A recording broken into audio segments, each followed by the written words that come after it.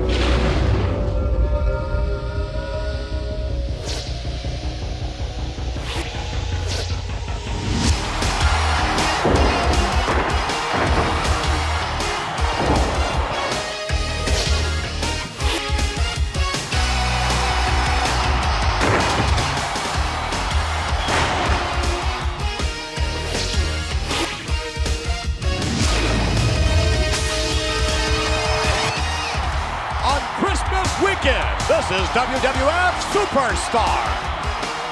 Welcome everyone to World Wrestling Federation action. I'm Vince McMahon along with Stan Lane and Merry Christmas. We are in the Christmas spirit and we certainly hope you are as well. We know one thing, they certainly are celebrating up in Calgary, Alberta, Canada at the Hart household. Right, Stan? Stu and Helen have so much to be thankful for this year, Vince. The Hart family clan is back together again. And making reference to that, ladies and gentlemen, scheduled to join us momentarily, Owen Hart, the Rocket, as well as the Hitman. There they are. All right, take a look, if you would, at the smiling kissers on these two.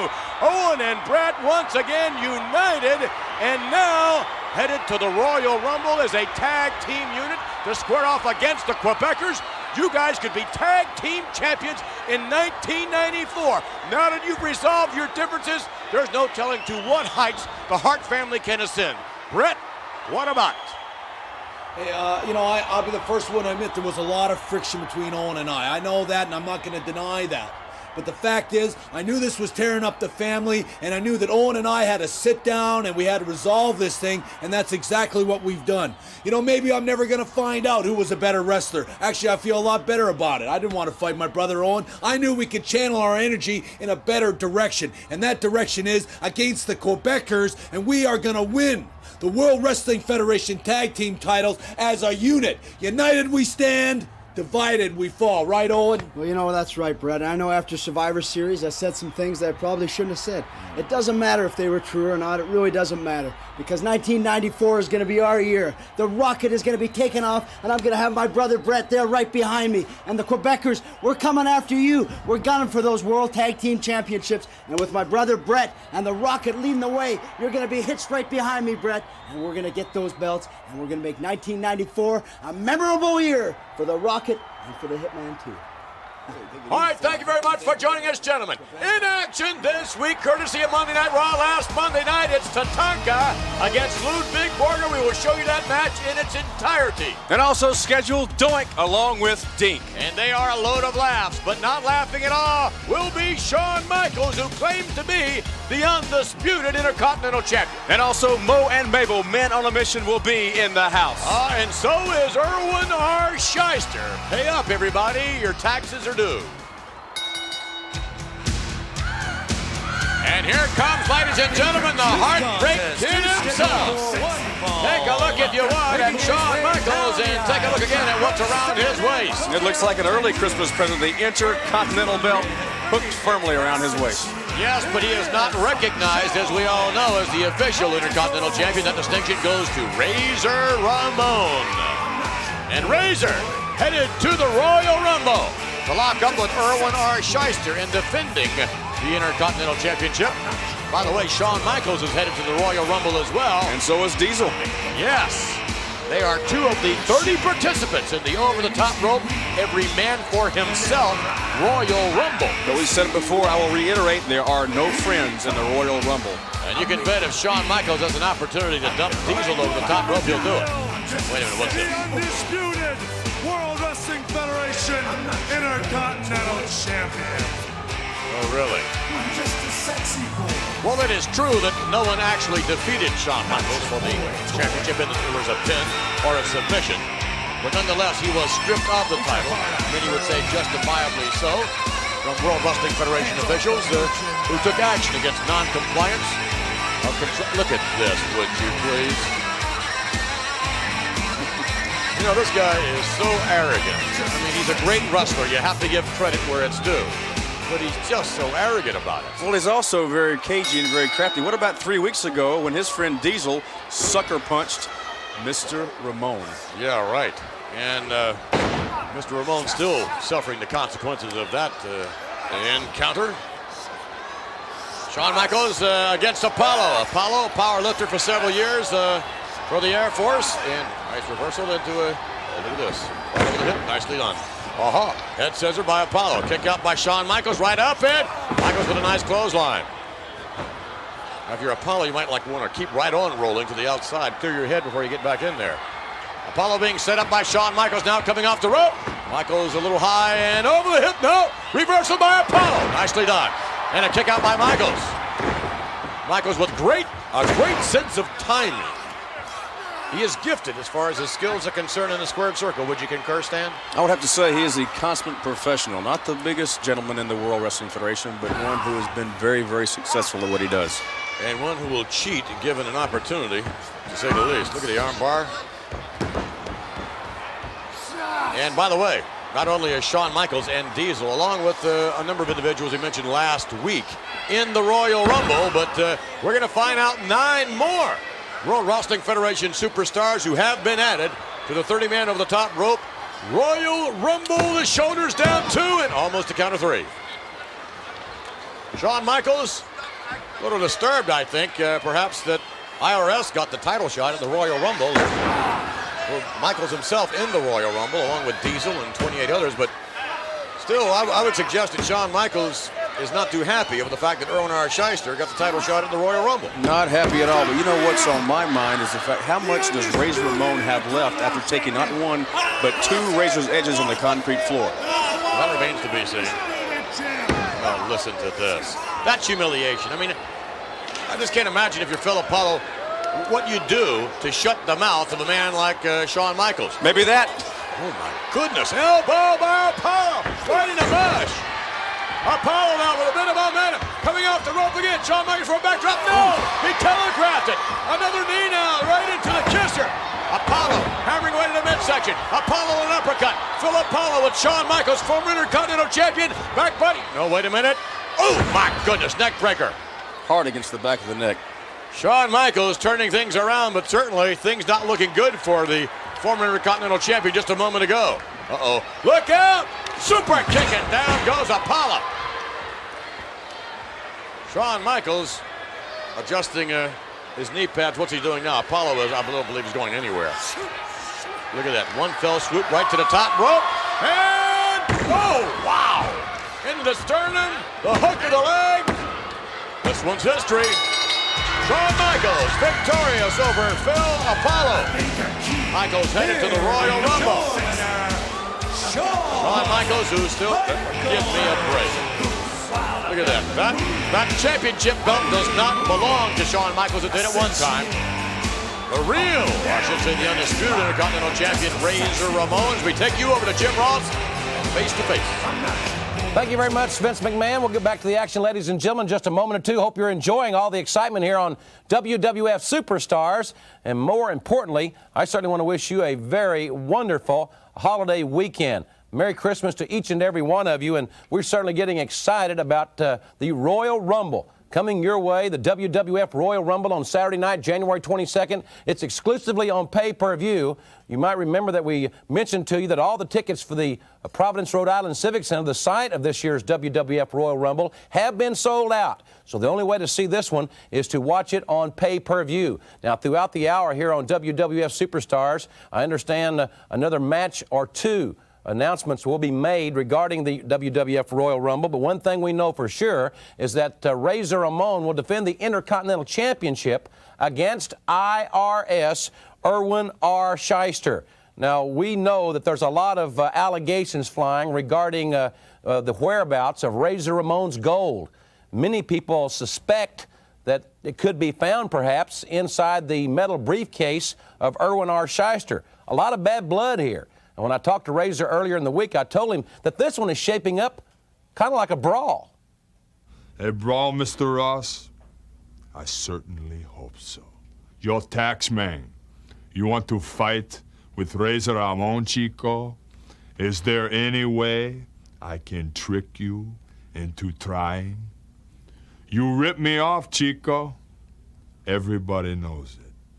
You steal gold from around my neck. Okay.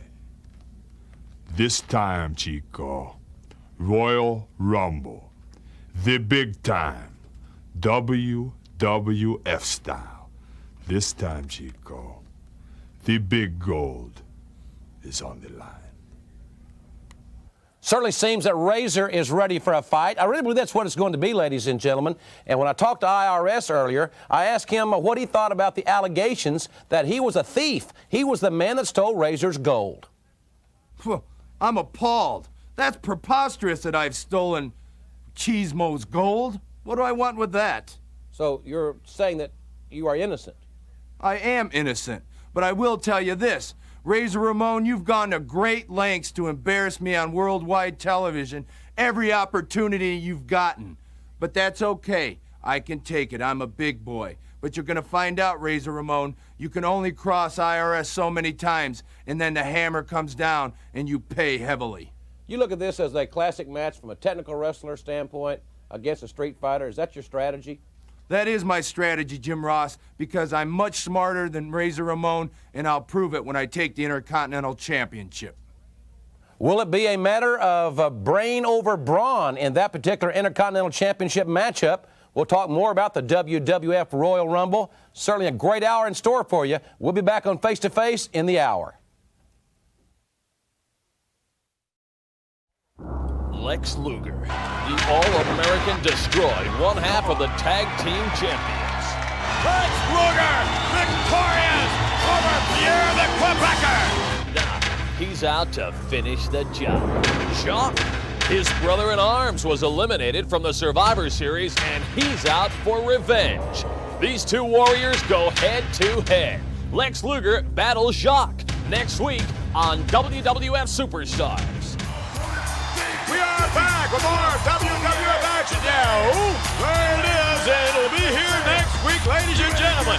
Lex Luger one-on-one with Jacques the Quebecer right here on WWF Superstars. Yes, sir, Austin has got him up here this week. Christmas time in the World Wrestling Federation. And what would Christmas be without Mo, Mabel, and Oscar? Here to celebrate with us. We're on a mission! Yeah, they're on a mission, all right. And by the way, certainly Mabel is on a mission. Mabel has been added to the list of stellar WWF superstars participating in the Royal Rumble. But Mo's not in yet. No, what's up? No, Mo is not scheduled to be in the Royal Rumble as of yet, but Mabel is. And I'll tell you who else is not in. That's Lex Luger. And Iron Mike, Sharp Chris Crump. Look at that. He doesn't budge. Just, I don't know. I have no idea how big Mabel is. I believe he has to be over the 400-pound mark. Here comes Iron Mike Sharp with a little tackle and a nice drop toe hold. Mabel can get it on. Look at that spin. Nice little ride there by Mabel, and backing off a bit more now with maybe a little more respect. Iron Mike Sharp.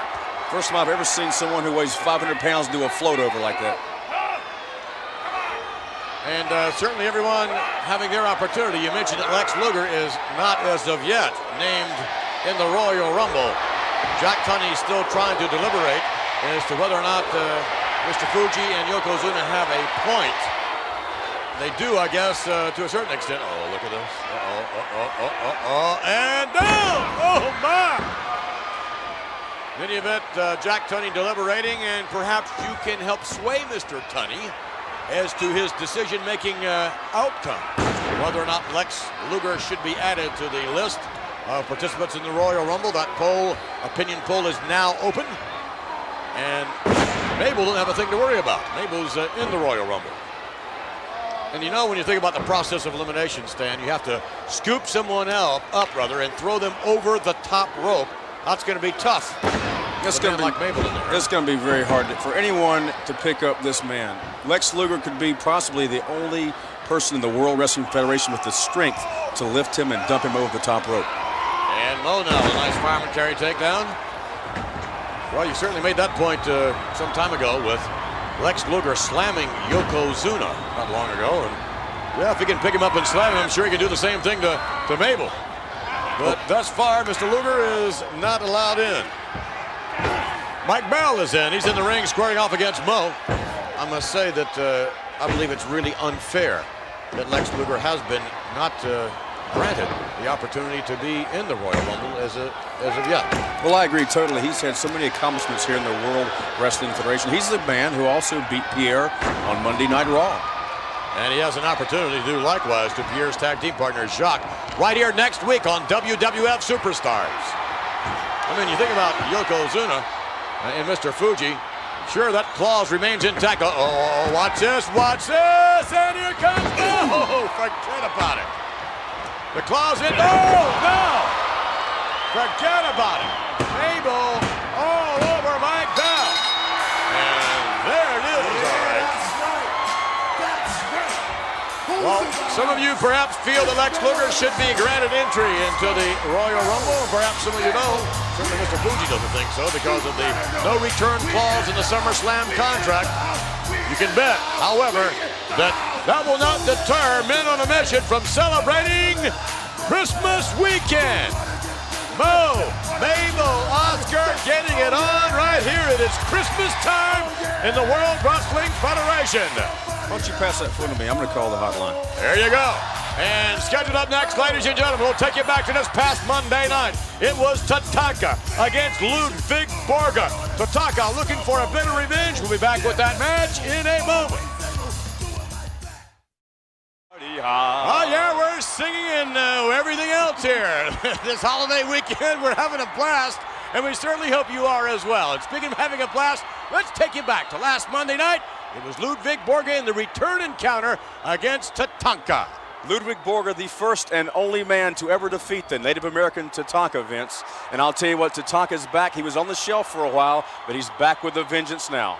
And if you don't believe Stan, let's take you back to this past Monday night and witness the rematch, Tatanka against Borga. Coming down the aisle from Helsinki, Finland, weighing 308 pounds, Ludvig Borga.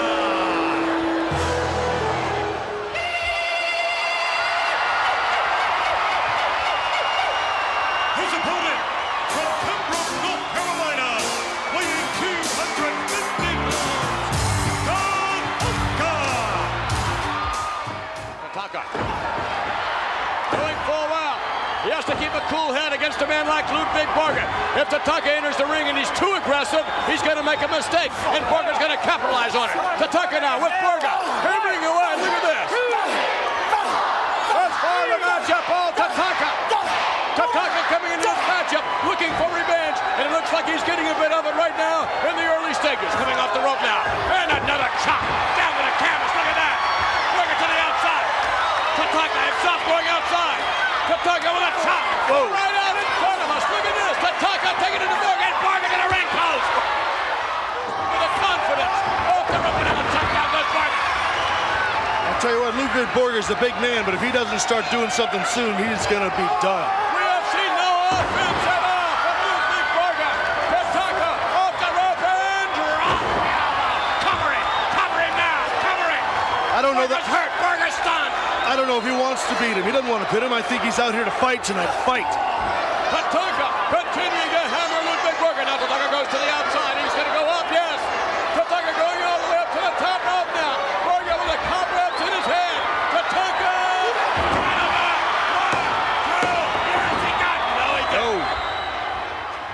No, reversal now. Coming off the rope. Roundhouse right wrist. Right back. Oh.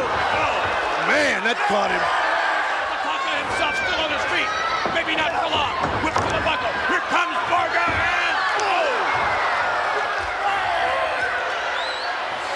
Borga off the rope. Borga, no. Borga was going to plant the elbow into the sternum of Tatanka. Look at the look on the face of Tatanka. You can see his knee starting to buckle. Another one, yeah.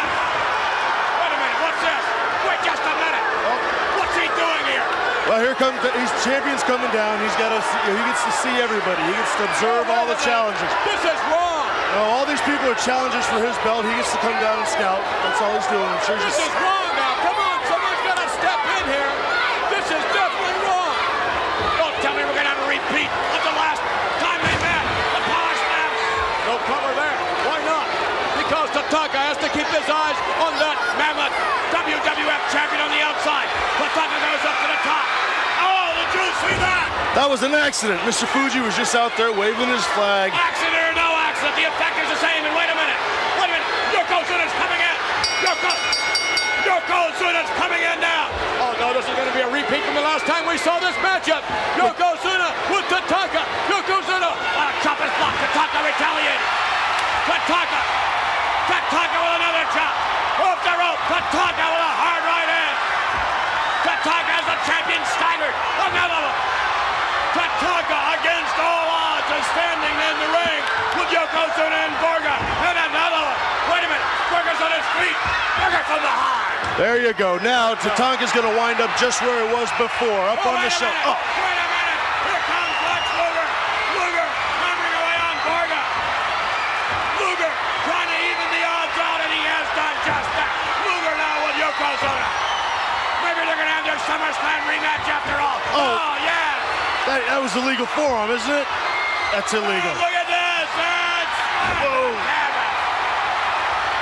Lex Luger has slammed Yokozuna. I don't believe this. There's no way he slammed Yokozuna. No way at all. All right, Stan, your reaction to the footage we just saw. Well, I tell you what, Vince, it's obvious to me why Mr. Fuji and Yokozuna do not want Lex Luger in the Royal Rumble. Anybody who has the strength to pick up Yokozuna and slam him certainly has the strength to throw anybody in the WWF over the top rope. Indeed, what a Royal Rumble this is going to be. And speaking of that, Jack Tunney once again interceding. He's been busy as of late, as you all know. Jack Tunney has ordered yet another rematch. This time, Tatanka versus Borga at the Royal Rumble. And I, for one, am very much looking forward to that. And we certainly will look forward as well to Doink and Dink in action when we return. Merry Christmas and happy holidays, boys and girls. And now, stay tuned for more WWF Superstars. Johnny Polo. He shot off his mouth too many times. Interesting match. I could beat both of them, though. Now he's got to put up or shut up. Marty Jannetty. He's not about to take lip from any sideline slickster. Johnny Polo battles Marty Jannetty this week on Monday Night Raw. We're back with more WWF action, and what a matchup that's going to be this Monday night. Marty Jannetty against Johnny Polo. Many of you only know Johnny Polo as the manager of the Quebecers, but Mr. Polo is quite an accomplished wrestler. And, well, he at one time stated he could beat both Marty Jannetty and the 1-2-3 Kid. Let's see if he can put his money where his mouth is this Monday as Johnny Polo meets Marty Jannetty. Oh, my, this Monday night. Total destruction, all right. Perhaps a proponent of integrated conditioning programs. And you know, the thing that gets me is that Adam Baum is huge, and he is awesome in terms of his physical skills, but I believe that Harvey Whippleman thinks in his own mind he's even bigger and tougher than the man that he manages, Adam Baum. The Dean of Destruction, huh? I, for one, hope and pray that Adam Baum will be in the Royal Rumble because he is devastating. Yes, as a matter of fact, I think that's going to be confirmed in the report following this matchup. Adam Baum, ladies and gentlemen, joining a whole host of stellar athletes. Oh my, the strength of Adam Baum. In the 30-man over-the-top rope battle royal, the winner of the battle royal will face the WWF champion, whomever that may be, at WrestleMania. Adam Baum against Brian Walsh. And Walsh, a young man who lacks a bit as far as experience is concerned, but he's a very game young man. And if you can get a big man like Adam Baum somehow off his feet, obviously you have a bit more of an opportunity for victory. Over the hip, yes, no, he missed. He tried to hook the hip, and you see Adam Baum again, just too large, too powerful. Oh my goodness, is he ever powerful. Oh no, right on the back of his head. Adam Baum is devastating. It could be all over right now. He's not getting up, is he? I don't know. I wonder whether or not Johnny Polo is going to get up after his match this Monday night with Marty Jannetty. By the way, at ringside, watching Johnny Polo, joining me for commentary on Monday Night Raw will be Jacques and Pierre, the Quebecers. Very strange combination as far as commentators are concerned. Oh, my, give me a break. Did you see that? Look at the red whelps forming on his back already. Yeah, I know. And Walsh again for the ride. All legal maneuvers. And Walsh is probably sorry he signed on for this match. Smile for the camera and take a look at total destruction. Yeah. Whatever you say, Mr. Bomb. I wonder if he makes reference to himself when he checks in the hotel as like Mr. Bomb. Missing with the roundhouse right. A connect, roundhouse, drop kick, and the big man goes down on one knee. Walsh now. What's he going to do? Go up to the top. Brian Walsh climbing up to the top rope. High risk maneuver, Adam Bomb. Waiting for him and catches him in midair. And Walsh slammed down on the canvas. A game attempt on the part of Brian Walsh. He's just overmatched. That's all there is to it. Brian Walsh against Adam Bomb, and look out. Here it comes. Here comes the Adam Smasher. Walsh with ropes all over him. Forget about it. Devastating maneuver. You can count as many times as you want there, Ralph. Well, there's no getting up from that. Well, Walsh is going no place. Here is your winner. Scheduled up, ladies and gentlemen, momentarily is a sort of a ninja type karate. I think his name is Kwang.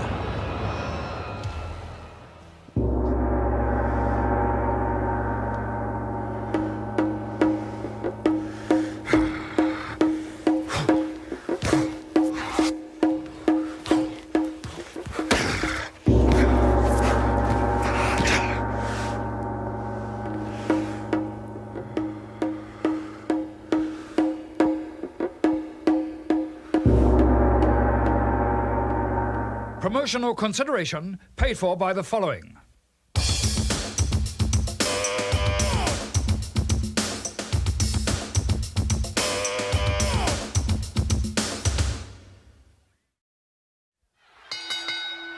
Here is honorary ring announcer, David One of the highlights Vaughn. of WWF Superstars, one of the young men chosen from around the ringside area, David Vaughn. And Hitman Bret Hart shirt. He likes that. He likes the guy coming in the ring, too. Look at the smile on the face of David Vaughn. Scheduled for one call.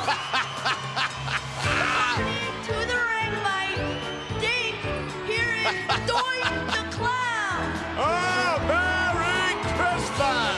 It looks like Doink and Dink have a whole shopping cart full of gifts. Speaking of gifts, Doink was given an early gift in the form of Dink. Yes, he was, by the one and only Santa Claus, the greatest superstar of all time, old Santa himself. And looks like maybe Santa left back a few gifts. A little consultation going on there with our ring announcer and David Vaughn, who did a superlative job of ring announcing and, well, a whole big shopping cart of gifts giving out here. And there's the man that's doing it, and there's his partner doing it. Handshake of David Vaughn and Doink. Yeah. Understand Doink is in the Royal Rumble. I wonder if Dink will be there also. Well, obviously, Dink would not be officially entered in the Royal Rumble. He might get stepped on. Dink will probably be around ringside. Great job by David Vaughn. And holding the rope there by Doink. Nicely done.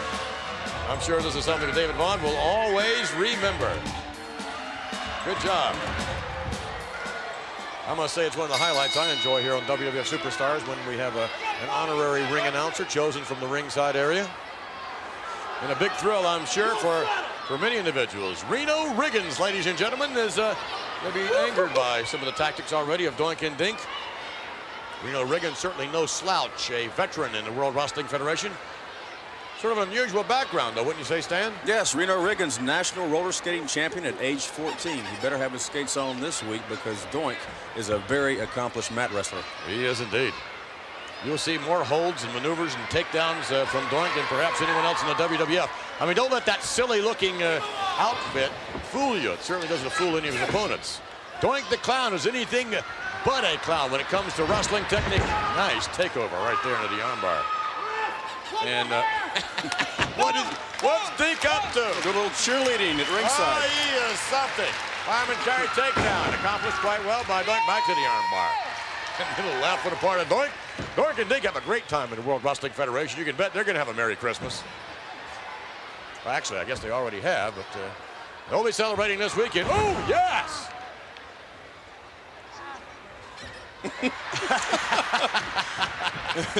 Looks like Dink has one of his New Year's Eve noisemakers in hand already. He's a little ahead of things, I suppose. Doink in the Royal Rumble. Now, I just can't imagine Doink in the Royal Rumble. I mean, what is anyone going to do with Doink? Off the rope. Nice tackle. And Doink goes to the rope again this time. No, puts right on the break. Oh, double underhook. Look at this. Doink has a laugh. And Riggins all the way over. And Dink is, what's he doing? Oh, he's just having fun. And so is Doink. Uh-oh. You know, you can tell that Bam Bam Bigelow is going to have his problems with Doink the Clown. He would anyway. Oh, look at that drop kick by Riggins. Nicely done. I think Dink has angered Reno Riggins. He means business now. Well, you can bet that Bam Bam Bigelow has been angered a bit. Whoa! Nicely executed by Reno Riggins. What an elbow that was. And Doink now for the ride. No, reversal to the buckle. Ooh, was it ever? Uh-oh, look at suplex. Nice takeover. And Doink having more fun in the ring. But you can bet Doink will not be having fun when he faces Bam Bam Bigelow. And Luna will not be having any fun either, though, because Dink is on the outside, and Dink gets involved, as we have seen. All right, on the top rope. Now it's Doink the Clown. Doink down across the chest of Reno Riggins. And the cover, and, well, this one's over. All right, Doink and Dink once again victorious here in the World Wrestling Federation. Scheduled up, ladies and gentlemen, momentarily, Todd Pettengill, who will give us a Royal Rumble report, and he'll add unquestionably new participants in the Royal Rumble. Doink and Dink, something else. I'm sure we'll be seeing a great deal more of them in the near future.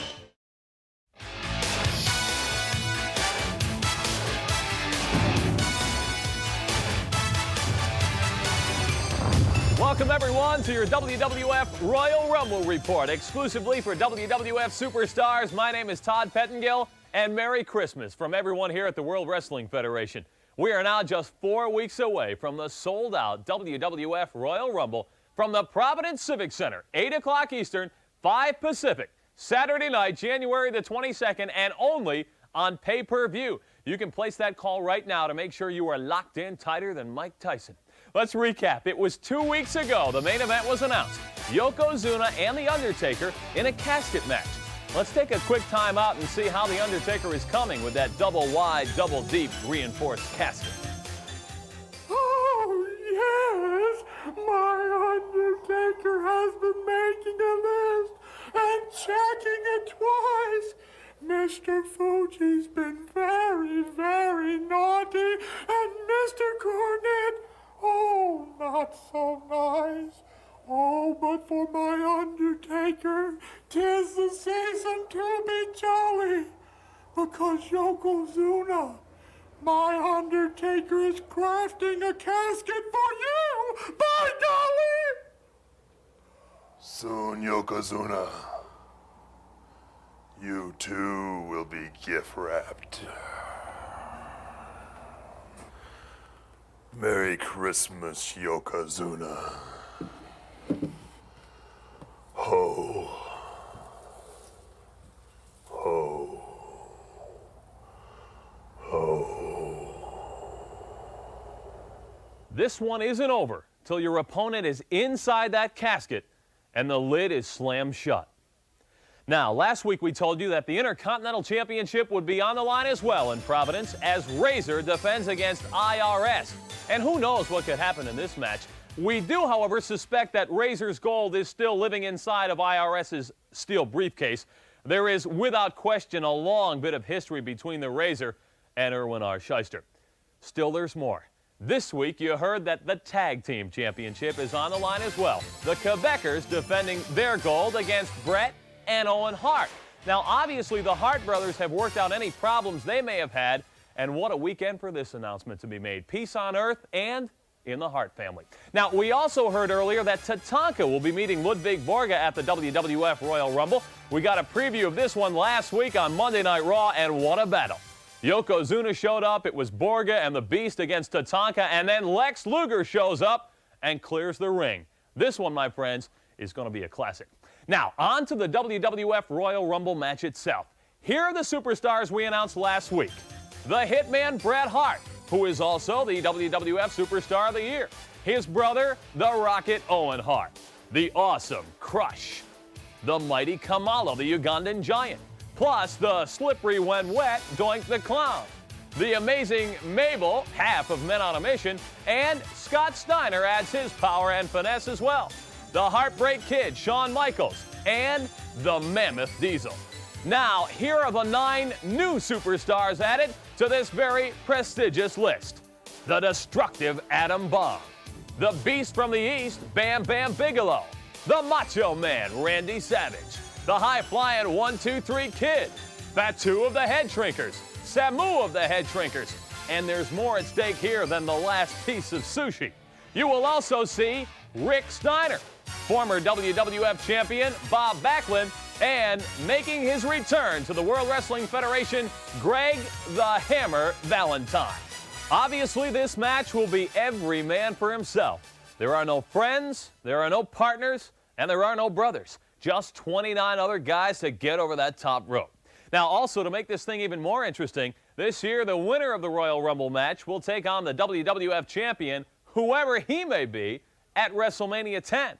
You should also know that the Lex Luger opinion poll is wide open right now. You can call and try and change President Jack Tunney's mind about having Lex compete in the Royal Rumble match. Obviously, Mr. Fuji and Yokozuna have been lobbying to Jack Tunney to honor that contractual provision that only gave Lex one shot at the title. Lex Luger is obviously dejected, and who wouldn't be about this entire situation? Earlier on, I had a chance to speak with Jim Cornette on the telephone. Listen to these comments. Jim Cornette, it was 2 weeks ago the big casket match was announced. Let me ask you, how do you feel about having the wool pulled over your eyes? Obviously, Paul Bearer with a little one-upsmanship. How do you think I feel, Pettingill? How would you feel? You come into your house at night and you find out somebody's broken in and stolen something. You feel for your wallet in your pants pocket and it's gone because somebody's picked your pocket. I was cheated, so were we all. And it's contract tampering. They put that clause in after I signed the contract. There's people trying to stir up trouble between me and Fuji and me and Yokozuna, but I guarantee you this, it's a conspiracy on the part of Jack Tunney, The Undertaker, Paul Bearer, all the fans. Everybody wants to see Yokozuna lose the belt. We've been cheated. Jim Cornette, let me interrupt you just for a second. This is Christmas weekend. How is Yokozuna supposed to enjoy the holiday season with what you've done to him, the anxiety, the pressure of this casket match? See, once again, you're trying to stir up trouble. You're trying to get me in hot water with Fuji and Yokozuna, but it's not going to work. You know, Yokozuna's not a festive guy anyway. He doesn't like to celebrate a lot of things except victories. But I'll tell you what, he's going to have his turkey a little bit late this year. Jim Cornette, one other issue that I want to touch on real quickly. Shut up, Pettingill, and let me finish. Let me tell you something. January 22nd at the Royal Rumble, he's going to have his turkey late. It's going to be Undertaker turkey with Paul Bearer stuffing Jim at Cornette, the Royal Rumble. Just one more question. I don't have time for any more of your questions. You've caused me enough trouble. I'll see you later. Well, obviously, Jim Cornette, consumed by those allegations of gross mismanagement, we weren't even able to discuss the Lex Luger controversy. However, we will let you know when we get official, definitive word on Lex and his future, or lack thereof, in the WWF Royal Rumble match. Coming up here on WWF Superstars, the #1 contender for the Intercontinental Championship. It's IRS. We're back with more World Wrestling Federation action. Vince McMahon along with Stan Lane. We certainly hope you are enjoying your Christmas weekend, everyone. Erwin R. Shyster has his opportunity at the Royal Rumble to wrestle for the Intercontinental Championship to square off against the bad guy. Uzi with Machismo, Razor. Oh, look at this. IRS going after Ralph Mosca. And, oh, come on, dumps him to the outside. I'm not even too sure if the match is officially underway. Going to the outside after Mosca now, Erwin R. Shyster. And Shyster with Mosca softened him up here from the get-go. Oh, shoot, shot that was. Mosca, oh no, he puts on brakes, how about that? Mosca put on brakes, Erwin, his shoulder rammed in the ring post. And Erwin, wait a minute, maybe it was his head. What a heads-up move by Mosca. Yes, indeed. Oh, hey, wait a minute, what's this? Mosca's, hey, you... Mosca knows something. Maybe he'll open it up for us. Yeah, we're going to know. He's going to open it up. We're going to take a look at the gold. We're going to get a shot of it. We have speculated for some time. The gold is in the briefcase, and Irwin doesn't have a clue as to where he is. Mosca. He doesn't know the combination. It's a combination lock, I'm afraid. And maybe it comes over him from behind. From behind! Better get that briefcase out of there, ref. We know now the match officially underway. Hey,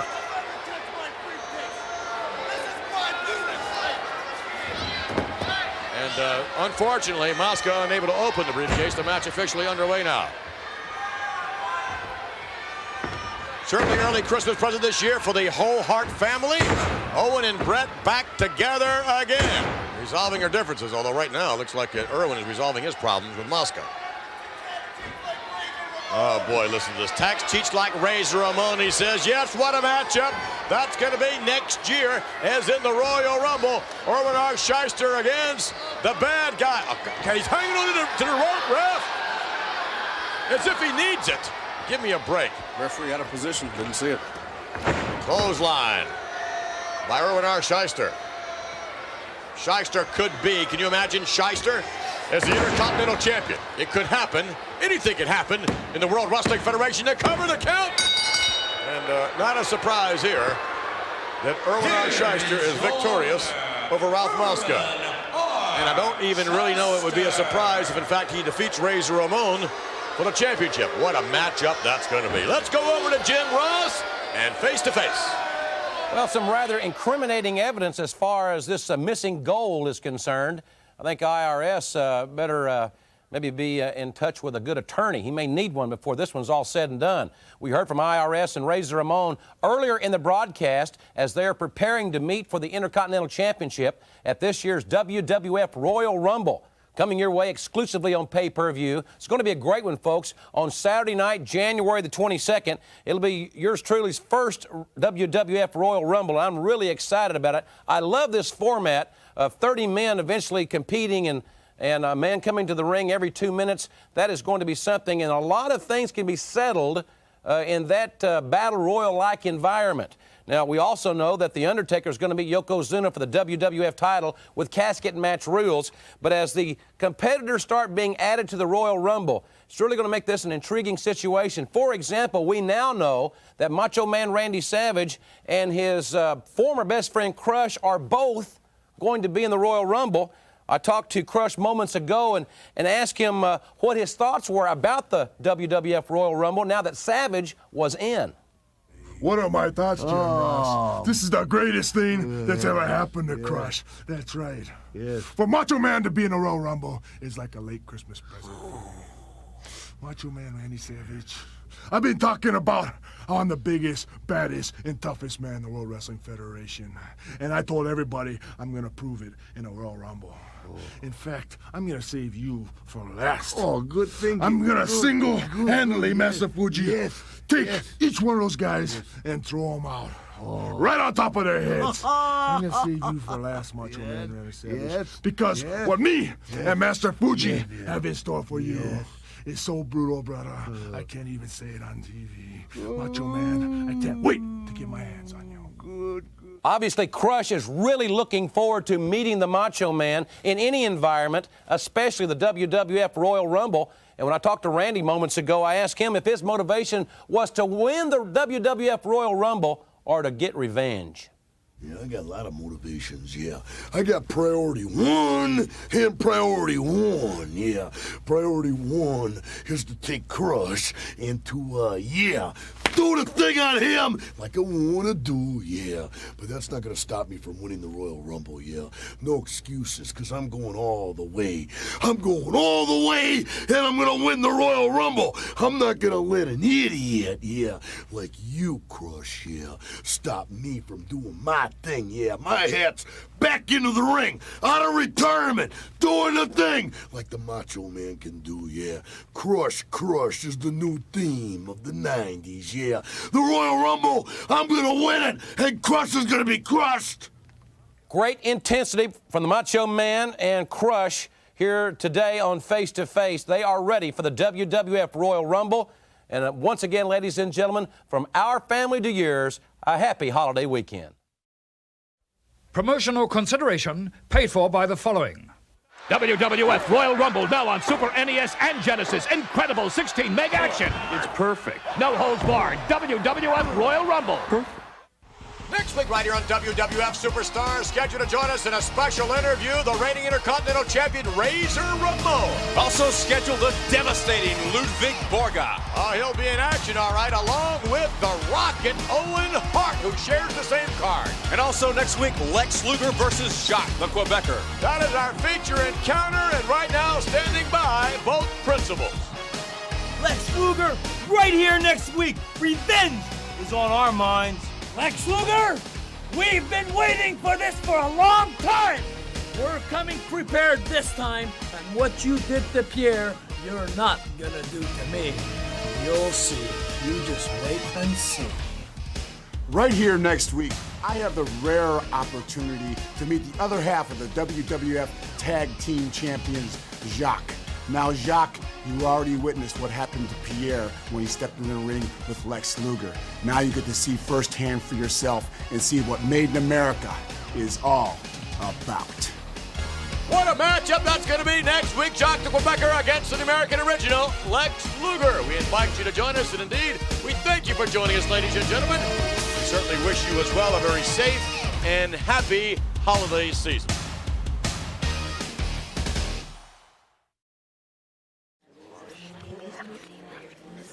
Let the bodies hit the floor. Let the bodies hit the floor. Let the bodies hit the floor. Let the bodies hit the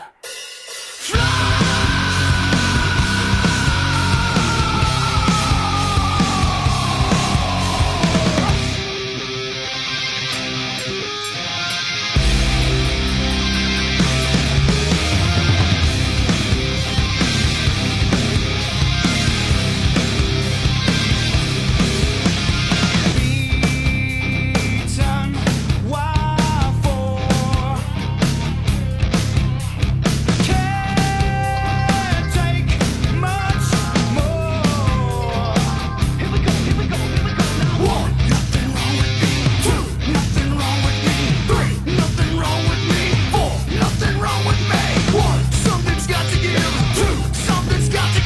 3, something's got to give. Yeah!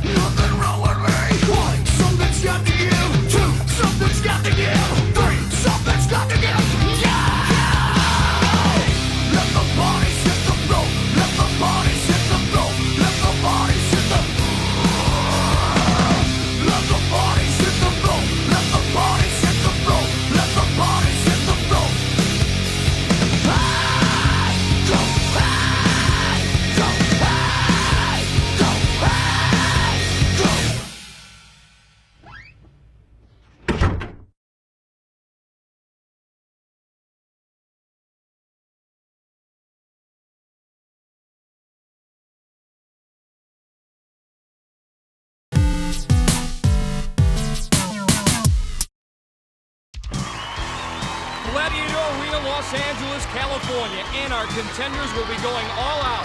Our semifinals continue, and these men mean business. The Samuel Goldwyn Company presents the American Gladiators.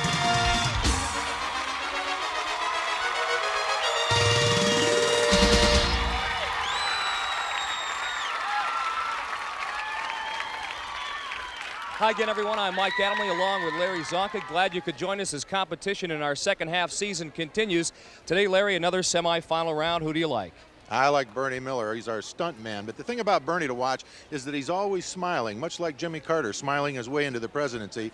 I think Bernie has his eye on smiling his way into the championship. Before that happens, however, Bernie and his partner Marty DePauli will have to solve this maze, where inside are four gladiators, Viper, Turbo, Laser, and Tower. You can see Tower with that Band-Aid over his right eye. That courtesy of that mammoth collision he had with Sabre in earlier competition. Marty DePauli advanced as our wild card, 30 years old, our chiropractor from Citrus Heights, California. And in Bernie Miller, Marty's going to face one tough customer.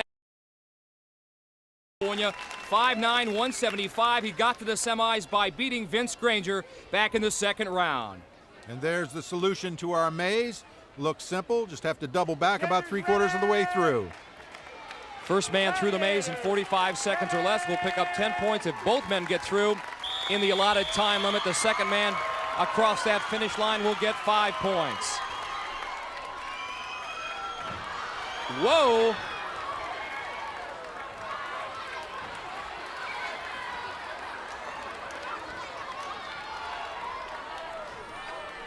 Marty and Bernie trying to find their way out. 22 seconds remain. Doc's on the right track, but he's got to come all the way back now. He's got a feeling. Yeah, he's going to have a big feeling. He's going to have another big feeling right here. Close on the clock. He's got to get by. 7 seconds left. Tower holds him up. He's in there. Dr. Marty DePauli crosses the finish line with room to spare. And give him 10 points to start things off. Bernie never did find his way out. His only consolation, a chance to shake hands with Laser and Turbo. Small consolation. And he's still smiling. And so is Dr. DePauli. Let's check out what Doc saw through his helmet cam. As he nears the end of the course, there's Laser. You see things topsy-turvy, go to black. He fights his way through Laser and around the next turn. Say hello to Tower. He's just moments away from finishing this race if he can get by Tower, but that's no easy task. Finally, he squirts through, and there's victory. And there's Cheryl Wilson. She's poised at the start line for this semifinal match. From Lafayette, Louisiana, an exercise technician in cardiac rehabilitation. She's going against the police officer from Syracuse, New York, Melissa Lieberman, who qualified as the wild card. Inside the maze, all kinds of resistance. Storm, Electra, Zap, and Diamond. Contenders ready! Gladiators ready! Melissa with that small, powerful frame. She may bowl a gladiator over her, too.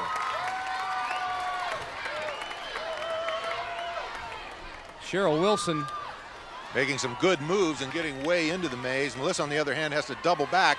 Now she's going to run into Zap right in the chin. Zap zapped her right on the point of the chin. 25 seconds remain. Yeah. Cheryl back where she started from. Well, she's backtracking without realizing it. 15 seconds now. Oh, here she comes. Here comes Cheryl. Hello, Electra. Hello, Storm. 5 seconds to go. Can she scoot across in time? She does. She'll get the 10 points. Melissa gives Zap a big hug. How do I get out of here? Well, Mike, everybody's huggy face and helpful now. Let's go back a few moments ago through Melissa's helmet cam as she meets up with Diamond.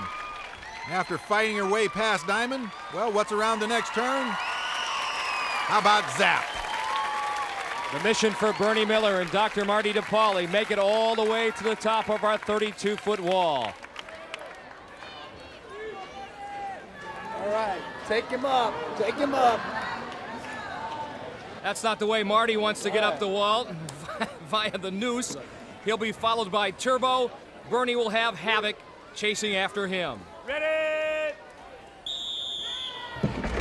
First man up in 60 seconds or less can get 10 points. Remember, they're given that head start. Both men getting over that first outcropping. That's the most critical area. Have to get past that first, get away from those gladiators. Bernie doing a great job. Right now, the man is smoking it. But once again, if both men make it up, the second contender atop the wall will get 5 points. Bernie makes it up, and so does Dr. DePauli.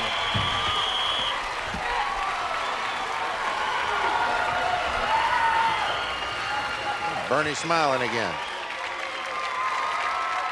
Neither one of our gladiators even figured into the competition. It came down strictly between the contenders. There you see Doc Pauli hoisting himself up. Bernie right behind. Melissa Lieberman and Cheryl Wilson set to go. We talked about Melissa's need to score points. It won't be easy because following her will be Zap. Melissa faced off against Zap in the second round and was pulled off in 36 seconds. Cheryl Wilson, on the other hand, she'll be followed up the wall by Siren, who is pumping up the crowd here at Gladiator Arena. Cheryl also yet to be successful in this event. She was pulled off in the second round in 23 seconds by Electra. Both women will get the 10-second head start. They've got 60 seconds to make it to the top. Contenders ready! Mike, Melissa's been practicing on this wall. Of course, that added pressure knowing that gladiator's behind you. Cheryl Wilson looking fairly good right now. Gladiators on their way. See, Melissa's making that mortal mistake. She has to look down and stop to place her feet. Just takes too long. Zap almost got a hand on her. She's closing in. Cheryl Wilson just lost her grip, or did Siren get a hold of her? Now, Zap has a hold of Melissa right now by the sock or the ankle. Sort of like a pesky mosquito. Get off of me. Zap pulling with all her might. And that might is good enough to pull Melissa Lieberman off the wall. No points for either of our contenders. Both of our contenders a little frustrated. Cheryl Wilson not really getting that much of a head start on getting up the wall before she slips off. Siren, of course, right behind her, but Siren plays no role in this. Cheryl just slips off the wall. Melissa, on the other hand, loses once again by the foot. Remember in earlier competitions when Electra pulled her off the wall by her foot? Well, this time it's Zap with the same foothold and same results. Bonjour, mon ami. My name is Storm. You see, I'm too hot to try, too sweet to be sour, so push over contenders, because this is my hour. My muscle physique shouldn't get you fooled. I'm too much of a sweetheart, I can never be cruel. But don't be fooled for what I say. The last contender who beat me will never be the same way.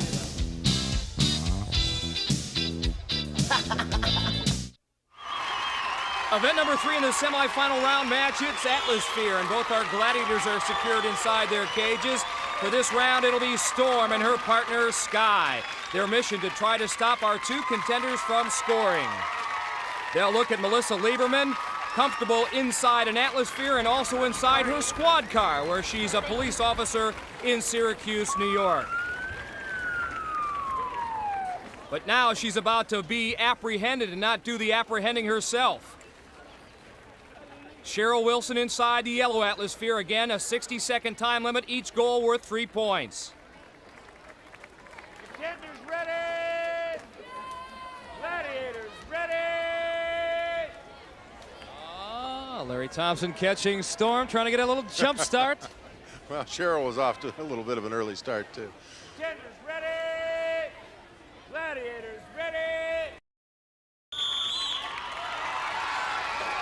Again, one of the things the contenders like to do is strike early and give the contenders something to think about. Storm has certainly given Cheryl something to think about, but she uses, actually, Melissa's Atmosphere to gain a slight advantage there.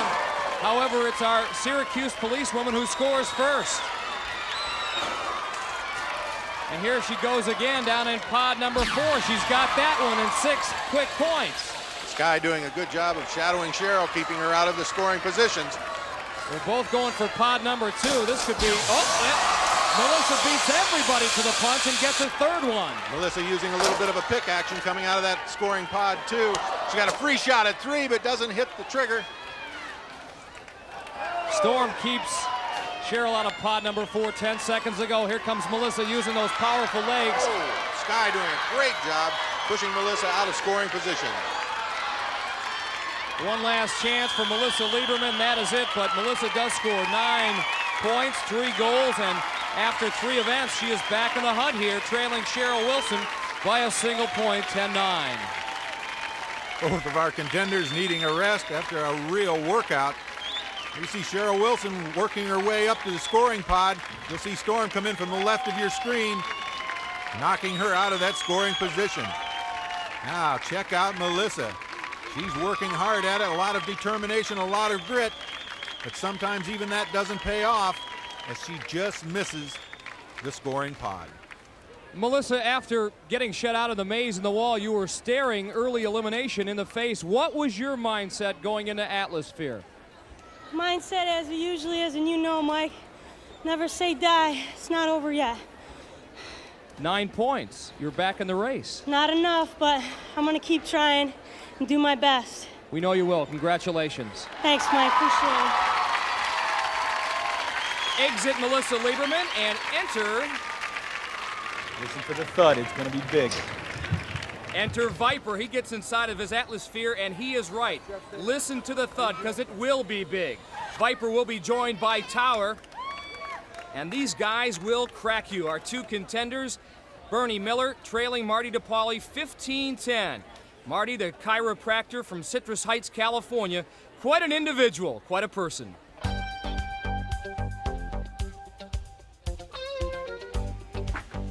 When Dr. Marty DePauli says he's going to crack some heads, he's not talking about his strategy for Powerball or Joust.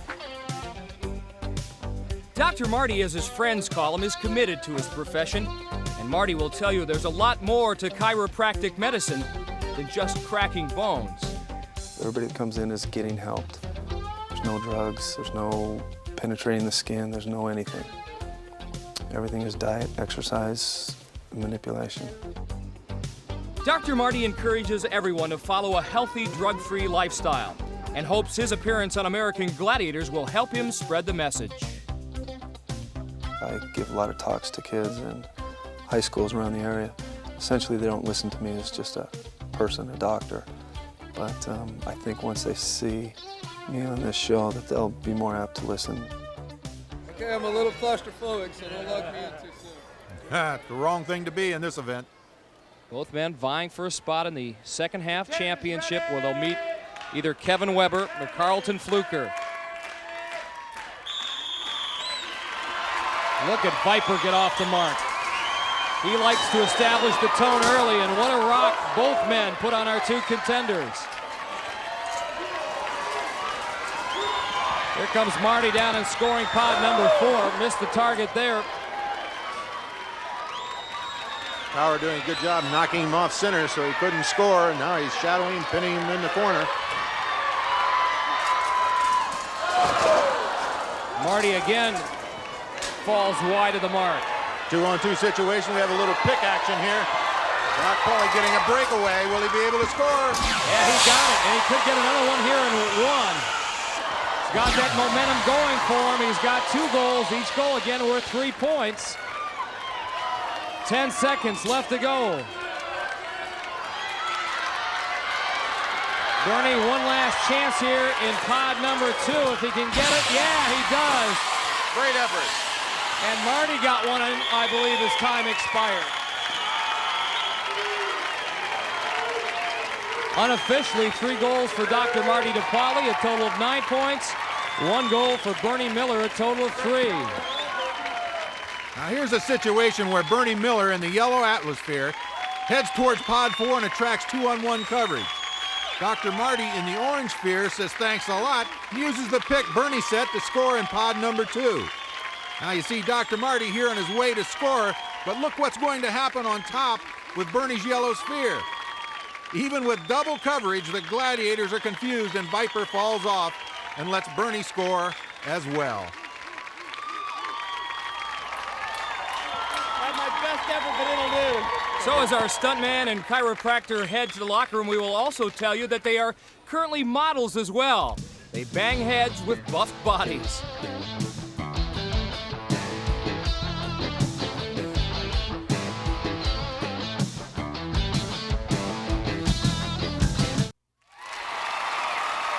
Ready, ready, ready. That's what Laser, Havoc, and Turbo are as they get set for Powerball. After 3 events, Bernie Miller trails Dr. Marty DePauli 24-13.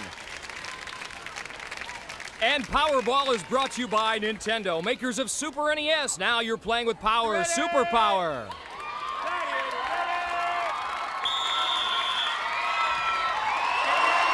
Both men quick out of the gates.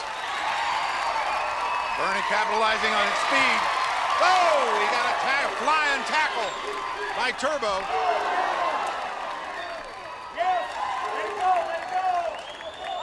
Neither of these men afraid to let go and give up that body. Fearless contenders. Oh. 20 seconds on the clock now. Tough when those Gladiators get going from opposite directions, Mike. Afraid of that head-on collision. Marty trying to slice through again. Bernie cuts behind him and scores. Bernie trailed by 11 going into Powerball. Marty left unmolested and hits that center cylinder for an easy 5. 1 second left on the clock and Bernie is down. 2 Gladiators land on top of him. Looked like they came down on the point of his shoulder. And don't sell this guy short, though. He's a tough cookie. Our 2 trainers, Tony Spino and Eric Lanswick, looking at Bernie's shoulder.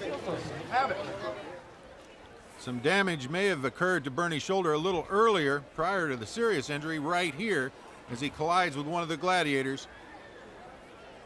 And that was about 500 pounds of muscle that fell directly on Bernie's shoulder in Laser and Tower, but he's okay. He's okay. Ready, Gladiator. All right, 1 second left. You had the right idea, Larry. Maybe just a jump shot from the end zone. Count it. Our game judge, Bob Wusatich, right on top of that last goal. Marty didn't give up, and Bernie thought better of it. He decided to go back to the locker room and take care of that shoulder. And everybody was faked out except Bob. He knew. Well, how do you score on Powerball with 1 second left? Check it out. Dr. Pauly does it. You can see the time run out in the right corner of your screen. Powerball is a very taxing sport, Mike. On the body and the uniform. Even when Marty didn't have the ball, he drew plenty of Gladiator attention. And Bernie suffered a few setbacks himself. Here he pays the price for that gold. Waiting in the wings are women, Melissa Lieberman, Cheryl Wilson against the trio of Diamond, Zap, and Storm. And to say that that woman is multi-talented is an understatement. Oh, say, can you Storm has a beautiful singing voice. In fact, she opened the American Gladiators live tour by singing the national anthem. But when the music stops, it's easy to see she's an intensely fierce competitor. They seem to arouse some type of emotions from both the crowd and the contenders, and I'm very physical and very aggressive and very determined. People often ask her how she developed her awesome athletic prowess. I had 2 older brothers, so as far as being a little tomboy, yes, I was, but that's where my upbringing came from, and that's why I love physical sports. But off the screen, I also work with a lot of children and kids in alcohol and drug-dependent programs because having a degree in psychology, I really love to work with kids. And that's what my life is about, and that's what being a gladiator is about for me. Being an awesome athlete who is very much in touch with herself as a person. But right now, her focus on Melissa Lieberman and Cheryl Wilson, the 5-time track and field All-American from LSU, competed in 1984 and 1988 in the U.S. Olympic trials in the heptathlon. Some of the things she did so well, throwing the javelin and the long jump. Outstanding, and she's going to put that to work here in Powerball. Right now, a cardiac rehab technician down in Lafayette, Louisiana. And right off the bat, Cheryl Wilson with a dynamic move on Storm, but Melissa makes one past Diamond. Ooh, Cheryl going for that center cylinder. Look at those moves! To go for the outside instead. Her eyes get so big out there. She is having a feeling. She's just almost impossible to stop. Melissa relying on power moves. She did get one in the center cylinder. Actually, both women having a great day. 15 seconds left. Scoring at will. 5 seconds now. Maybe time for one more. Melissa gets one in, and so does Cheryl Wilson. Woo! What a scoring bonanza. Both women grabbing for the oxygen against Zap, Diamond, and Storm. Boy, oh boy, that was some kind of match in Powerball. 29-14. Melissa dragging Zap to that center cylinder and still scores, Larry. Looks just like a little power fullback here. He takes on the Gladiators, drives through, makes the score, and comes back up running, looking for more. But Cheryl got the upper hand, scoring 29 points. Cheryl, we're going to have to change the name of this game from Powerball to Wilson Ball. You own this event. 29 points. That breaks your old record that you set in the second round of 28 points. What's your secret out there? Well, not to get hit, but more than anything, the speed. Get out there and get quick. You know, they have to do one thing, and their thing is power. That's why it's called that, but I'm speed. Congratulations. Cheryl Wilson, you can't stop what you can't touch. Still ahead, our game of hit or be hit. It's Assault.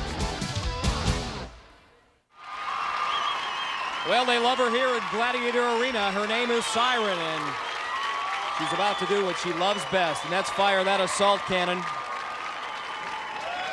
Flexing her muscles for the crowd, but in just a few moments, she's going to flex that cannon in the direction of Melissa Lieberman. And it would stand to reason that our Syracuse police officer ought to know how to fire a weapon. Each weapon fired is worth 1 point, but their ultimate goal is to hit the target located above Siren, and that is worth 10.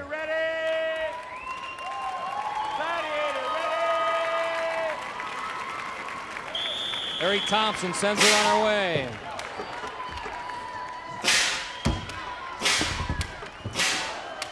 Siren laying down a very steady barrage.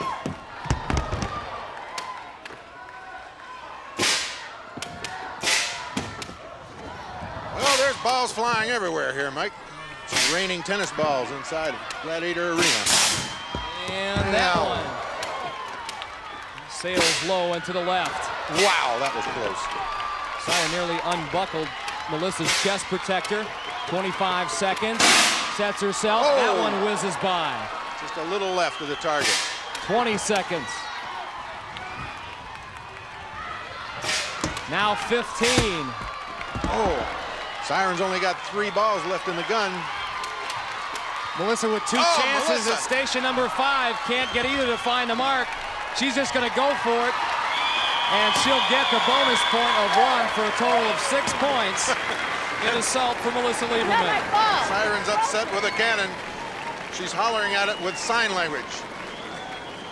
Melissa wanted the 10, but got 6 instead for firing 5 weapons and crossing the finish line without being hit in the 60-second time limit. All right, Cheryl Wilson, 2 for 2 in this event.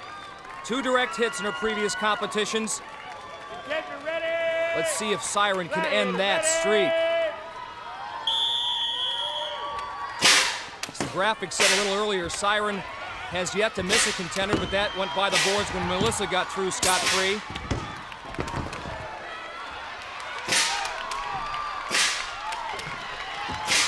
And it's fun to watch Cheryl go from station to station, so fluid, so relaxed. Whoa! It's getting personal with that cannon. Right calf. Got her on a skip fly. She got personal, and Siren decided to get more personal. Cheryl Wilson does get 2 points, however, for firing 2 weapons. Siren releasing a barrage of shots. Here, the one that does it catches Cheryl right on the ankle. Tower says, I want you, contenders. He's up for the Gladiators in assault. And first up for the contenders, Bernie Miller, who trails by 7, 38-31 going into this event. These are the kind of exercises that Bernie used to be able to stay in this kind of competition. Boy, an awesome exercise for leg power, the glutes and the hip flexors. Helps the speed and power. He'll need speed here against Tower.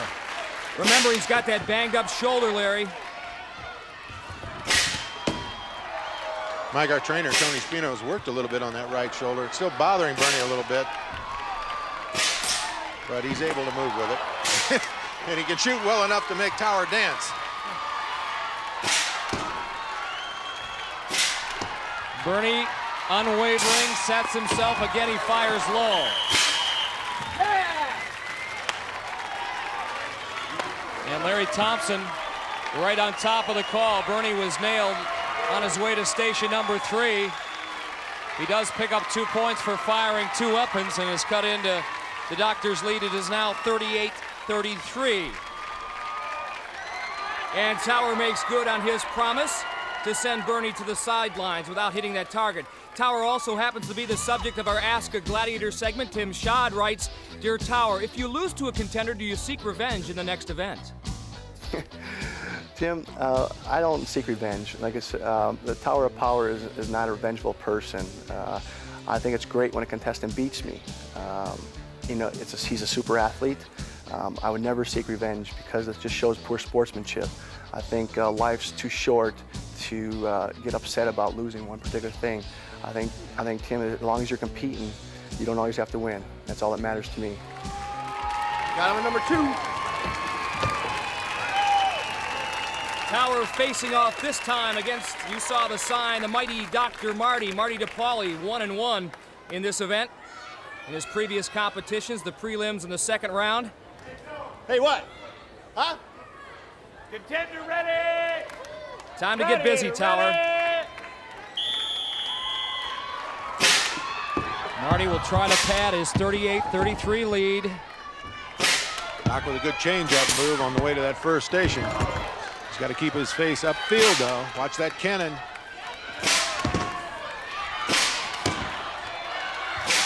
Marty sets himself, shakes Tower up just a little bit.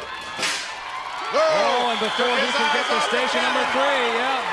Tries to do a head slide into 3, but you can't take your eyes off the cannon. Marty did fire 2 weapons, give him 2 points, and after 5 events now, he has a 40-33 lead on Bernie Miller. Doc Marty not afraid to throw that body, tries a head-first slide, but he catches the shot in the right hip. Incidentally, if you'd like to write to Tower or any of our other Gladiators, write to Ask a Gladiator, 10203 Santa Monica Boulevard, LA, California, 967. Falling yet. Sky and Electra present inviting targets to be sure, but they will try to hold their ground here in Human Cannonball against our 2 contenders. After 5 events, Cheryl Wilson has a 41-29 lead over Melissa Lieberman. She has been tough all day long, but Melissa has hung in there. She has cut what was once a 16-point lead into just a 12-point deficit. Here in Human Cannonball, both contenders get 2 swings, each successful swing worth 5 points. And Melissa might have an edge here. She's able to double up into that little cannonball, that compact frame, deliver the biggest blow. Here she comes, good tuck. She's a little off her swing. Did not have a good line. And as a result, Electra wins, as does Sky. Melissa with a good, powerful swing, good tuck. Goes a little high. Look at Electra catching the backside shot. Wow. Again, both are contenders vying for a spot in the second half finals where they'll meet either Katie Ramsey or Lisa Wojciechowski. Here they come. Swing number 2. Electra hangs in there, but Melissa Lieberman is able to knock Sky off that platform, give Melissa 5 more points. Melissa with another good tuck, doubles up in that cannonball position, but this time she draws the straight line, delivers the big blow to Sky and takes her off. So now Cheryl's lead over Melissa just 41-34, 7 points. And remember, crunch time is next. It's going to be the joust.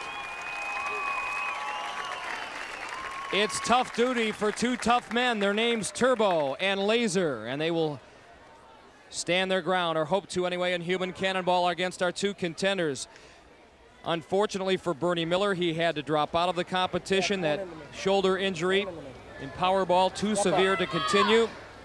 So Vince Granger takes in place, who actually lost to Bernie in the second round, but he was our #1 alternate, so he comes on and gets Bernie's 33 points. Again, he'll be going against Dr. Marty DePauli, who right now has a 40-33 lead. Contender ready! Vince is a tough kid, one-time rugby player. He knows this event. Good straight line, good tuck.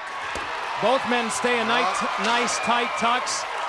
Marty's tuck apparently tighter because Laser went down and Turbo stayed up there. Marty with a better line.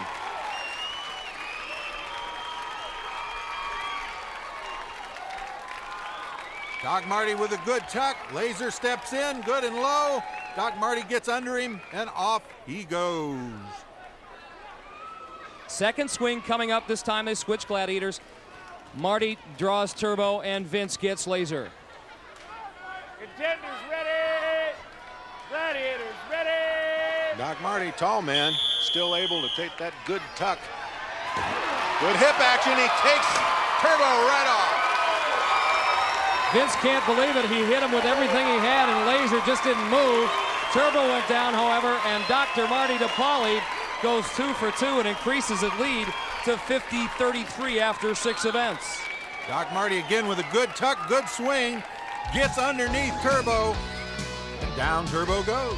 And if you like the impact of human cannonball, stay with us. It's crunch time next.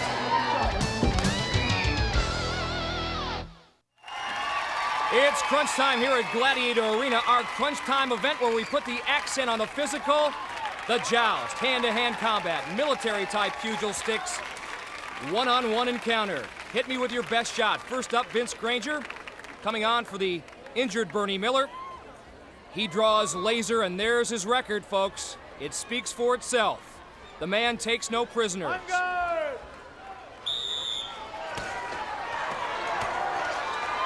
Laser wailing away at Vince Granger, looking for the opening. He's got it, and down Vince goes. Laser with a little bit of the double whammy. Gets off balance a little early on, but then he comes across with a smashing right, followed with that overhand blow that sends Granger right off the joust platform. Ooh, what a way to go. Now, Marty lost to Laser back in the second round, so a chance to earn a measure of revenge perhaps here.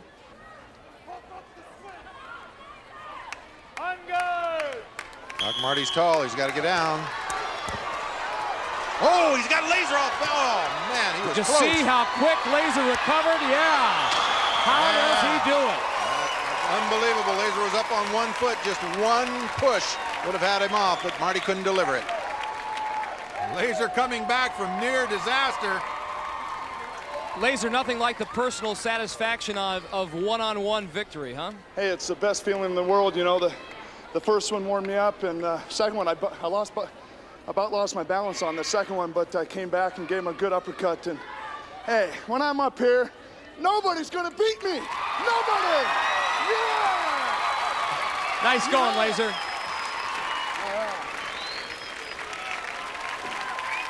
Well, after Powerball, Melissa Lieberman trailed by 16, and after Assault, she trailed by 12. Now she trails by just 7 after Human Cannonball. It's crunch time for her. She draws Diamond here in the joust. Diamond might have her hands full here. Melissa full of that bulldog heart. Let's see if she can pull it off.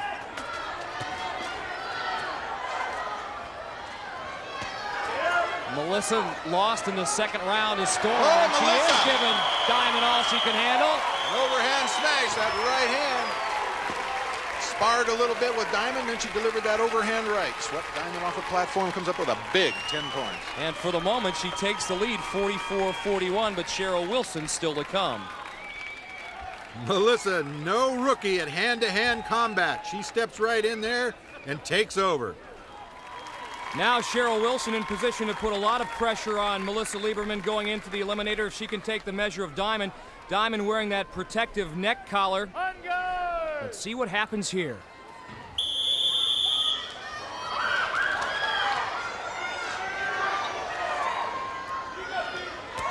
Neither girls.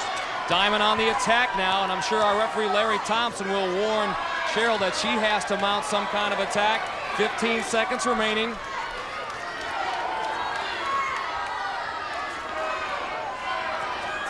Time winding down. Diamond with that protective headgear. She looks like a defensive lineman in the NFL. And that is it. Cheryl Wilson gets to draw 5 points, and she will take a 46-44 lead into the eliminator, which means she'll get a 1-second head start.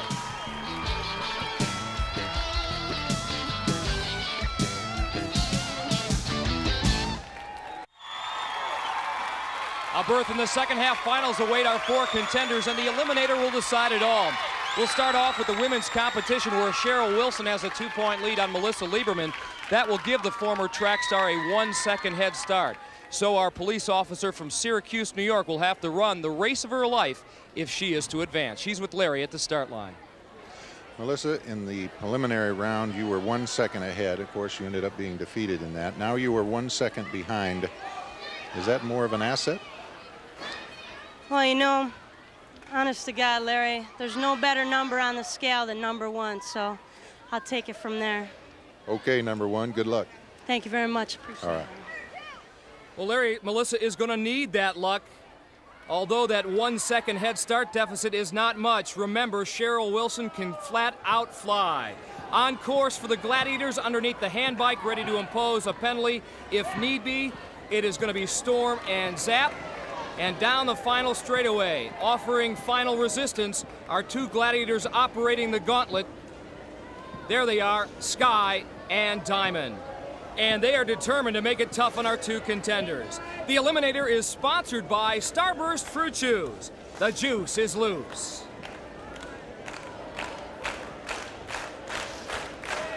Once again, Cheryl Wilson with the mere 1-second head start. Melissa on the right, Cheryl on the left. Referee Larry Thompson sends both women on their way. Cheryl working that hand bike, but poor Melissa, that inclined treadmill does her in, and that could be all that Cheryl Wilson needs. She doesn't need much. For a second time, Melissa can't make it up. And already, Cheryl Wilson, I'm not sure if she knows Melissa's predicament. Now she's on the zip line and taking her time, very aware of where her competition is. Cheryl Wilson is going to win this thing going away. The pride and joy of Lafayette, Louisiana, 5-time track and field All-American at LSU, and now a cardiac rehab technician. Cheryl Wilson is moving on to the second half finals, where she'll face either Katie Ramsey or Lisa Wojciechowski. Cheryl Wilson, you made it look easy, except that final hurdle you went down. I thought you were going to break your wrist, gal. Oh, man, I tell you, we won't do that again. We'll make sure we get over and make it safe.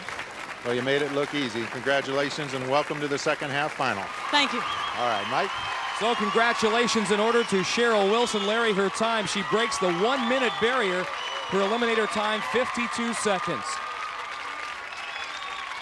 And certainly our hats off to Melissa Lieberman. Grit, determination, spirit, the desire to be number 1. She had it all, and we'll always remember her performance here.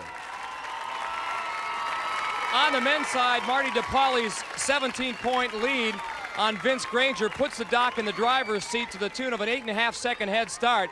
But Vince Granger, who came on in replace of the injured Bernie Miller, has been in this position twice before. Will the third time be the charm? Let's find out. Larry is with Vince and the man he replaced, Bernie Miller, at the start line. And Bernie, here you are with a man that's carrying on for you. Any words of advice? Yeah, I've got only a couple words, Vince. You've been down before. This is an old rugby player. You've had to come from behind before. Can you do it again? I can do it I again. just want you to go as hard as you can. That's what I'm going to do. Isn't that long? Just go hard, go tough. I'm going to see you at the finish line. I know you're going to do it. All right, buddy. Jump on it. All right. Good enough. Let him run, Bernie, will you? Win one for the stuntman. That's what Vince Granger's goal is. A member of a national champion rugby team, the Maryland Old Boys, several years ago. But 8.5 seconds, a lot of time to give to this man, Marty DePauli. His best eliminator time, 41 seconds. Vince's best, 45, so only a major mistake by our chiropractor would allow Vince into our finals.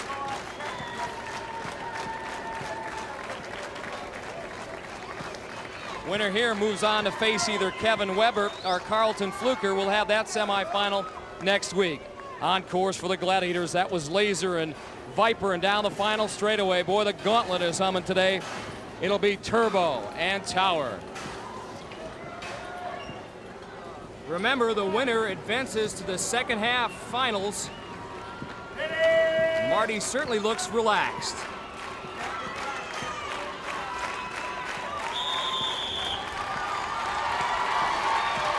Look at Dr. Marty go. He has scored in every event but the joust, and he is smoking this eliminator course. Vince is smoking it as well, but Marty's not making any mistakes, not even on the cargo net, which usually trips up contenders. Vince, as a matter of fact, having some problems himself. It is going to be Dr. Marty DePauli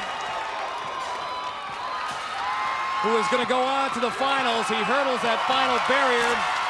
The man has done it. What an effort. He salutes his fans, his family. His time's outstanding. 39 seconds. Vince Granger barreling across as well. Right behind you, Larry. Doc Pauli, you've scored points in every event, I believe, except the joust. The joust. Don't mean to rain on your parade. Thank you very much. The joust, obviously my favorite event. Well, you've got a little time to practice it. I hope so. Not much. Just... Yeah. He'll turn it around. Tell you what, my man, welcome to the second half finals. You've done a great job. Thank you very much, Larry. All right. Mike. Indeed he has, Larry, our chiropractor from Sacramento, California, accepting the congratulations of Vince Granger, who turned in a time of 45 seconds. We salute him as well. Well, coming up next week, the man that Dr. Marty DePauli will have to face, either Kevin Weber or Carlton Fluker. Will have that semifinal for you here at Gladiator Arena. Until then, for Larry Zonka and all of us here, see you next week on the American Gladiators.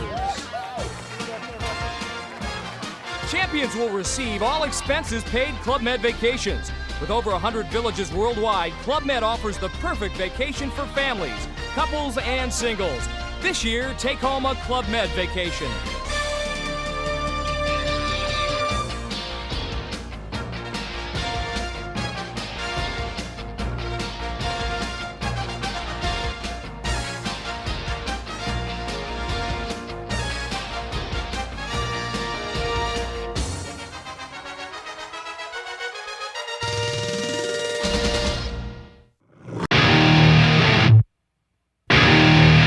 It's just one of those days where you don't want to wake up. Everybody sucks. You don't really know why, but you want to justify. And someone's head off, no human contact. And if you interact, your life is on contract. Your best bet is to stay away, motherfucker. It's just one of those days. It's all about the he said, she said rules. I think you better quit, let it slip, or you'll be leaving with a fat lip. It's all about the he said, she said rules. I think you better quit talking that. It's just one of those days, feeling like a freight train. First one to complain, leaves with the bloodstain. Damn right, I'm a maniac. You better watch your back, cause I'm f***ing up your program. And if you're stuck up, you just locked up. Next in line to get f***ed up.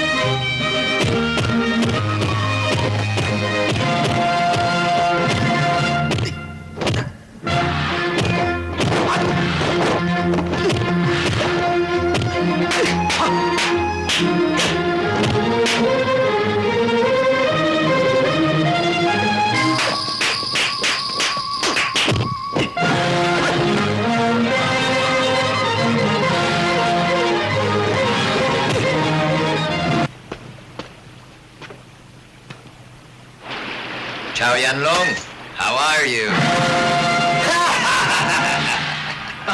Ghostface Killer! Sumay! Sumay, go on! Hurry!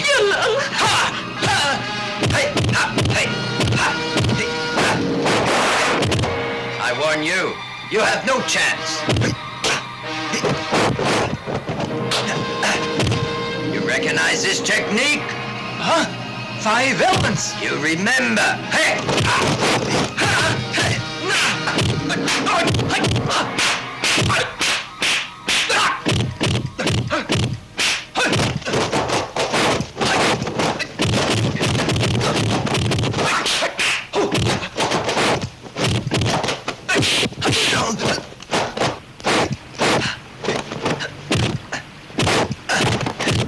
I guess you thought that you'd escape. But I shall get all of you. But why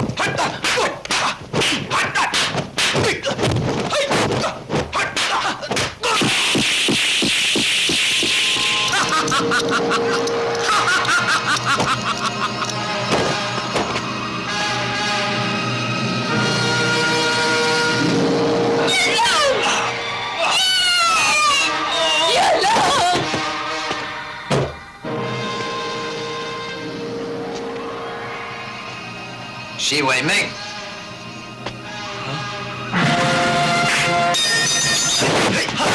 You, my friend, will die today. You will use the worst. 5 elements. That's right.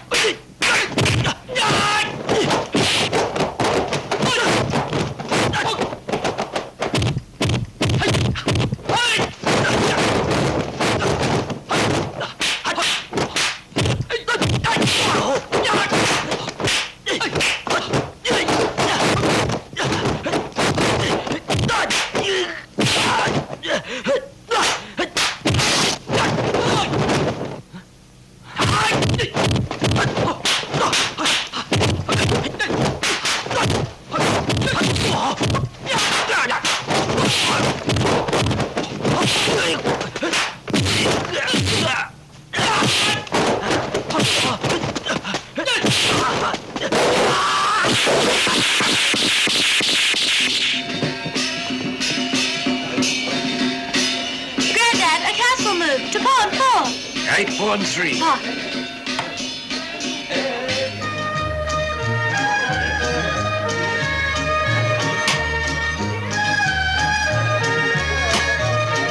He's moved his knight. Check, on queen 2.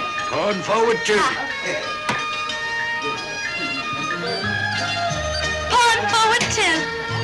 Knight to pawn 4.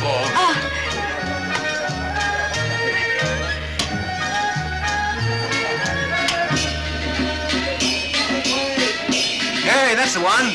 That's it. That's the move. Think so. No problem.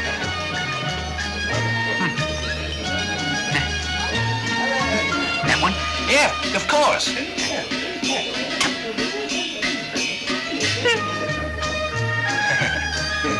Granddad, a bishop move. Back, queen 3. Rook, forward 1.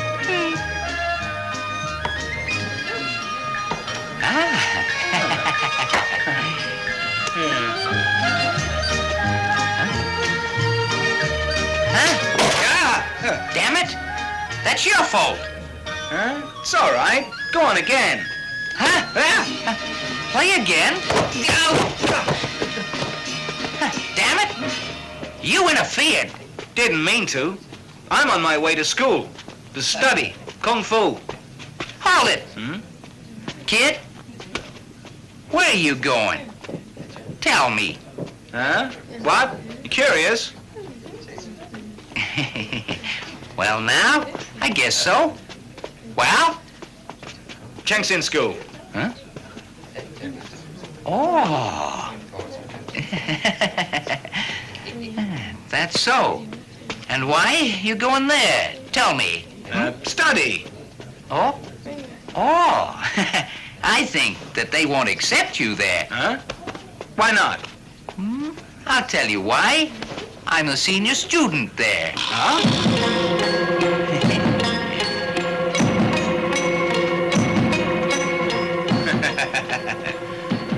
I think that you're lying. That's what.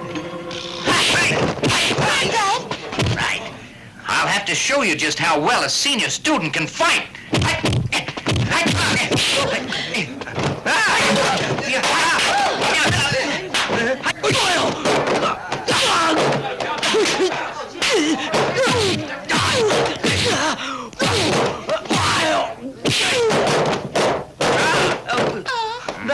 He's got a good body there. Granddad, please stop them, or he'll be killed. He'll survive. Kid, get this thing off.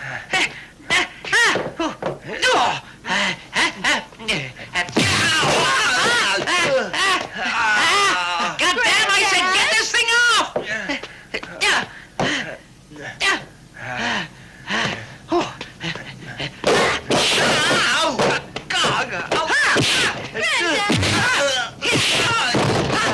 I'm gonna kill you now. Please spare his life. Let him go. Let him go? All right. Will you? All right.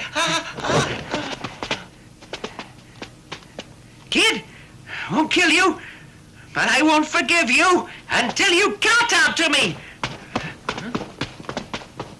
Kowtow to him? Hey, mister, do I have to kowtow to him? Depends if you want to learn.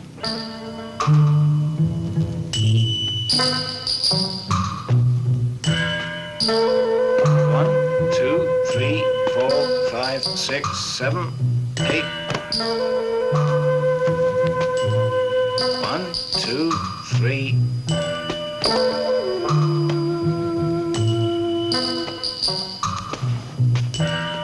1, 2, 3, 4, 5, 6, 7, 8.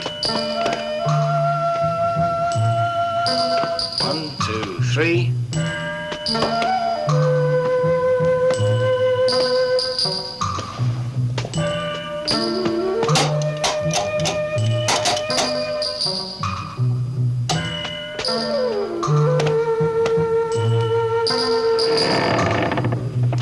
What do you want? 1, 2, 3.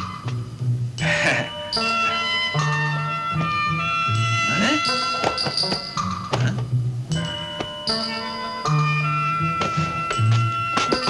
come back here, you! Back here! What is it? What's wrong? Oh, you again. Brother, we did try to stop him, but he just broke in. Hey, and so what? I just want to join the school. You see me? I count out all the way. All right. You've apologized. Hey, let him go. Go on. Yes, sir.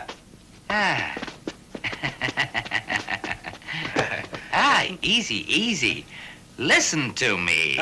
You told me you want to learn, study Kung Fu. You apologized, but there's a few formalities. Do you know that? The first one, Hey, brother. Just tell me. I'll do it. Right.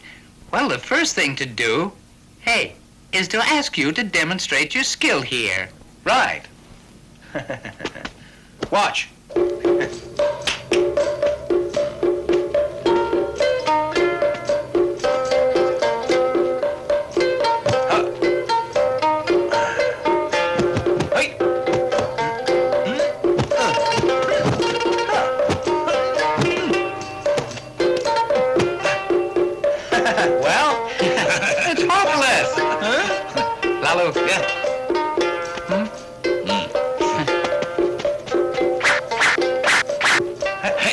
Is that sword real? It's real.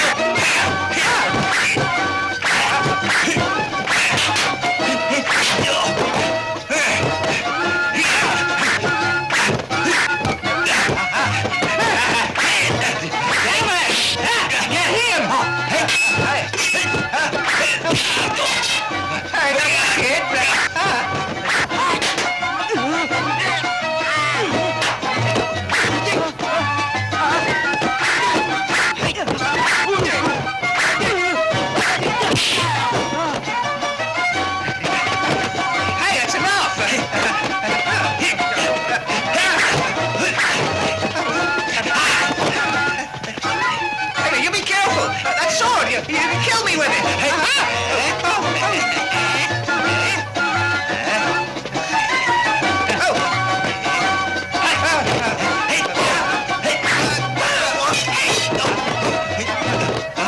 what are you doing? Here, take the sword back. Get him. Get him. Take it back. Take it back. What is this? Go on. Get him.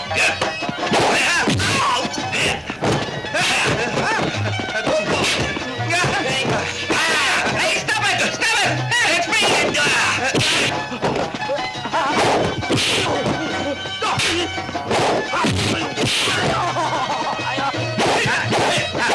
Oh, my God!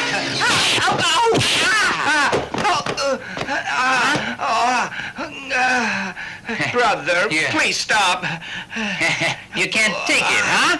Too much. It's too much. Too much? You're soft. No, please, stop it. What?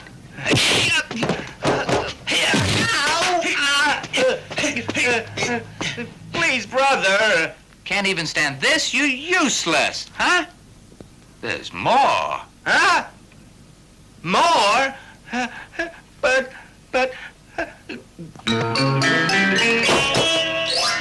Enough! I declare I take him as my pupil. Teacher.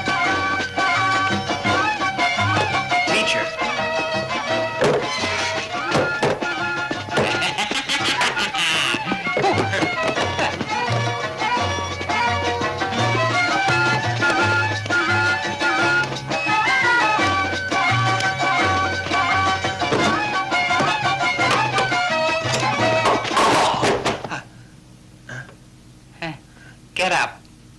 Sure.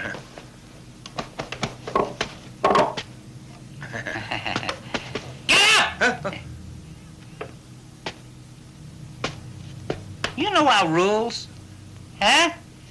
Any newcomers, hey, must fetch the rice for the seniors. Huh? If that's the rules,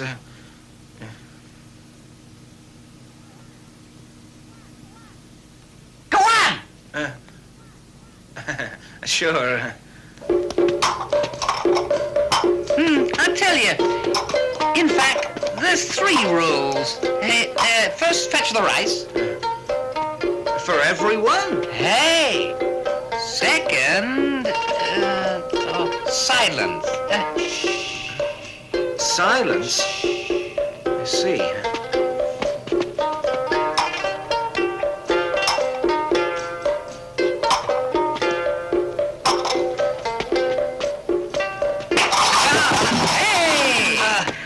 Third rule is don't break the bowls. Huh? Don't break the bowls? Yeah. Huh? Huh? Oh, silence. Silence. Oh. Gotta have rules. Of course. You're new in a school, and schools have rules. All right? Sure.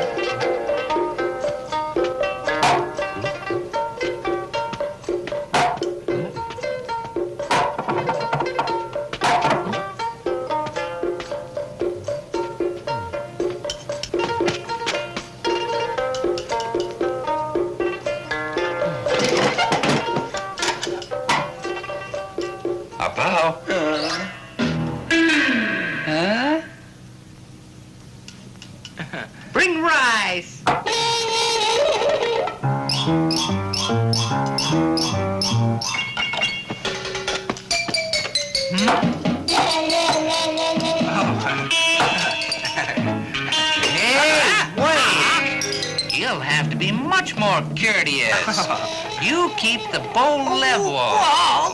You see, just like that. Huh? Got it? Yeah, I got it. Got it.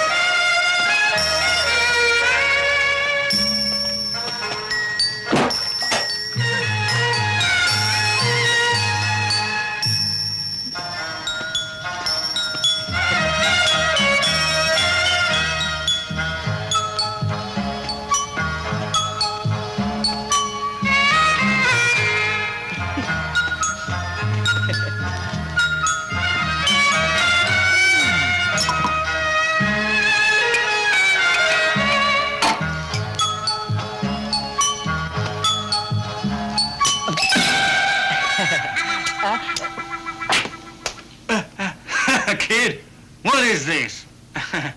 I'm sorry, but I'm hungry. Hungry? Too bad. If a man's hungry, he has to steal. You're hungry? Want food? All right. I'm gonna eat my rice. You steal 1 grain? You've won. You can come and eat here anytime. Uh-huh.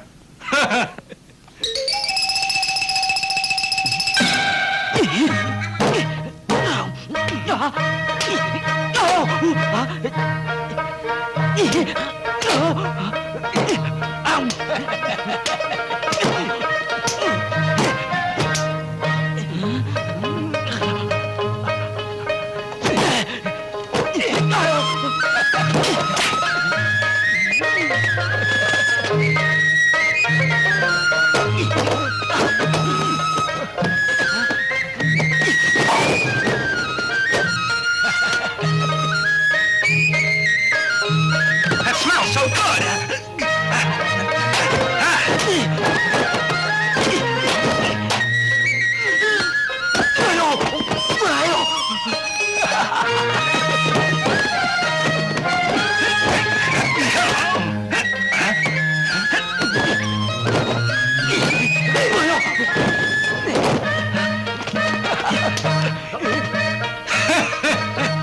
But that isn't rice.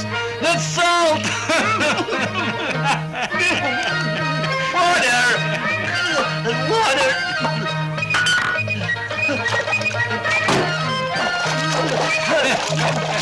Stupid kid.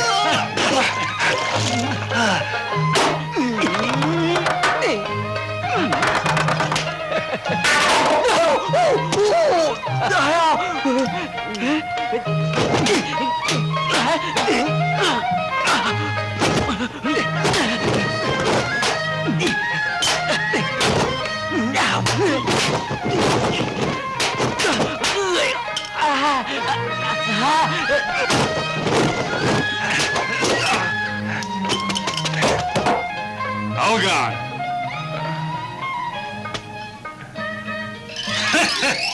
Well, it's not so easy, eh? No.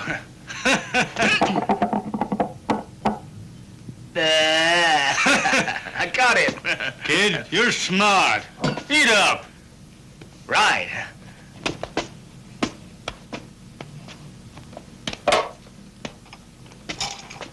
Hey, kid, you may have studied at many schools, but however much you've learned, I'm sure you have only just managed to get the basic essentials, and not very much more. You understand me? Mm-hmm. Kid, you're new here, huh? Uh-huh. Eat up. Mm.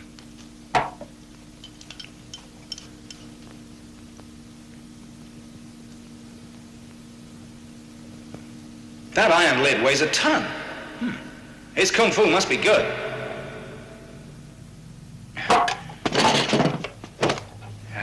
Teacher, I bow to you. Huh? Hey, hold it. I'm just a cook. I'm no kung fu teacher. I could teach you cooking here. That's all. You better be more careful in the people you choose. Hey, come on. Sit down. You eat up your food, and you tell me, why have you come here to study kung fu?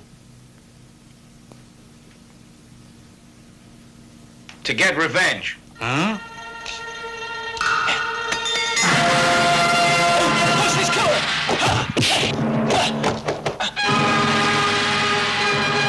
You're not dead. I'm a killer, that's why. Killers don't die so easy. Even though you so-called loyal clans all got together and tried to kill me. Today, you'll find out what death is like. You know my style, 5 elements. Which one do you think I'm gonna use? Old technique.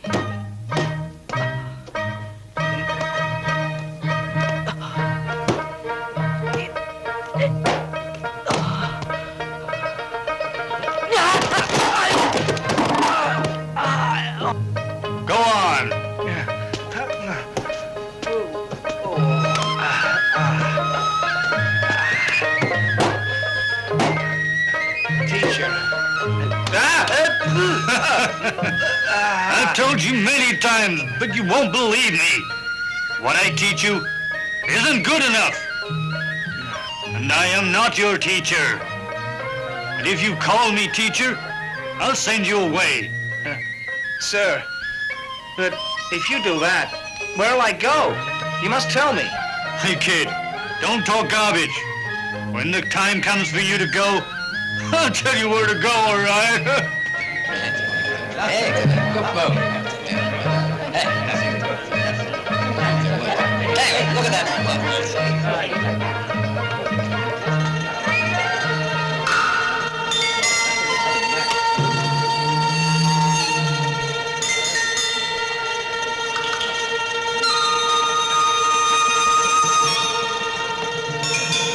Hey, mister, want a game of chess?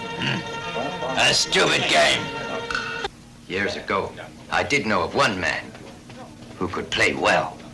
He was Chisu Tin, so they said. I never met him, but one of these days I will.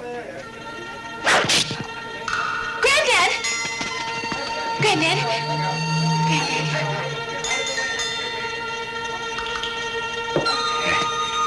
Please, sir, no trouble. We're poor, simple folk, just trying to make a living. But if you want a game of chess, I'd be pleased to oblige you. Well, I don't. Tell me. Your name's Chi. Are you Chisu Tin? I'm afraid I'm not. I mean, I'm not so lucky as to be well known. I guess not.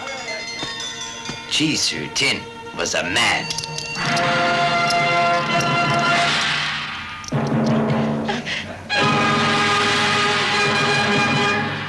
Yes. I guess that I was wrong.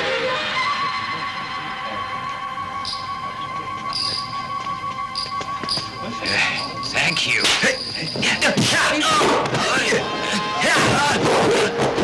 Granddad! Get back.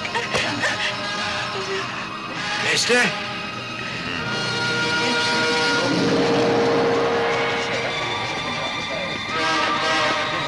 Granddad, why didn't you fight? I don't want to start any trouble here. Get the things and let's close up now.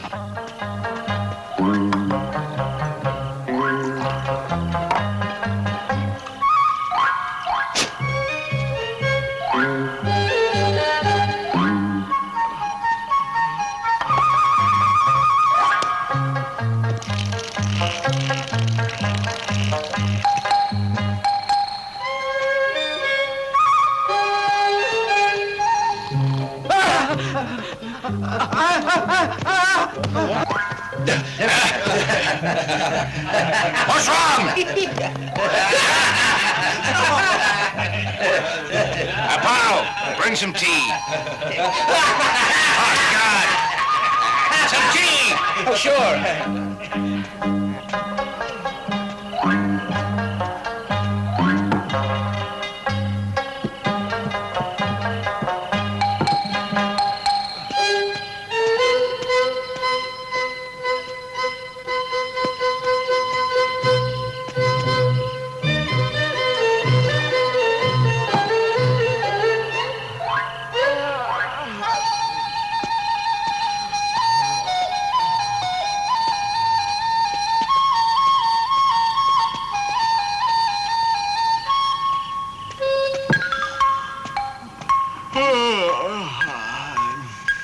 Brother, here.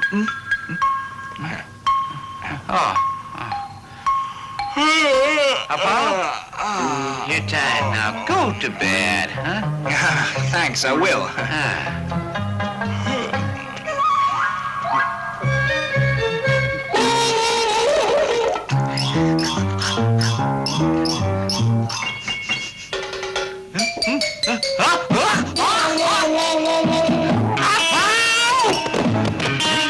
This is B!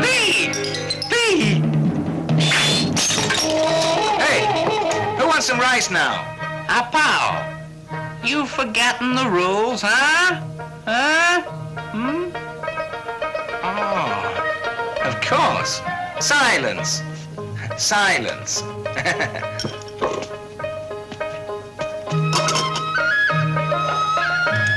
Pal!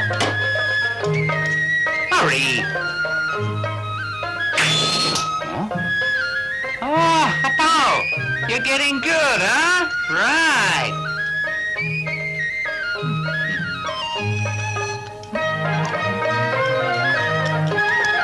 Apow!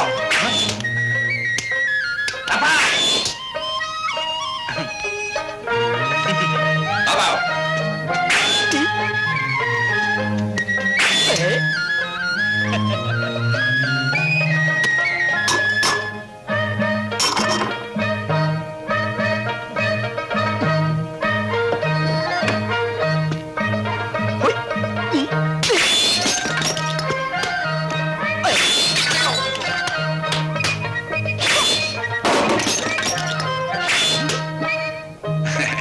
Watch me.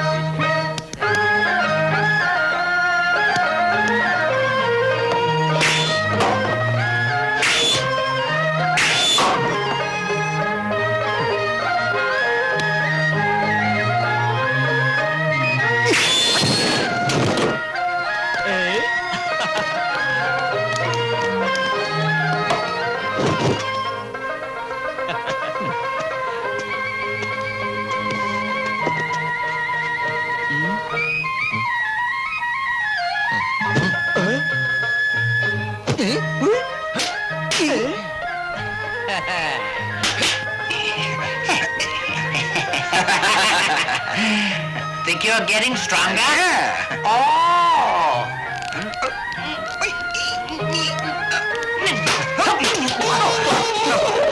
I'm sorry. I'm sorry. Damn you! Kill you!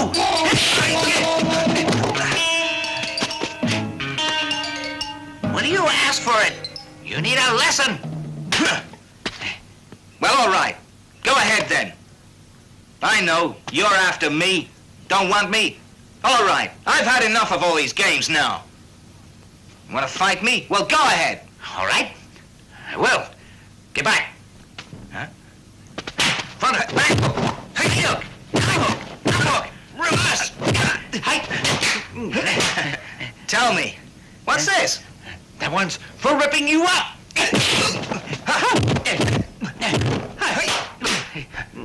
Doesn't seem to be working too well, does it? The mantis hook. What? The crabtail hook.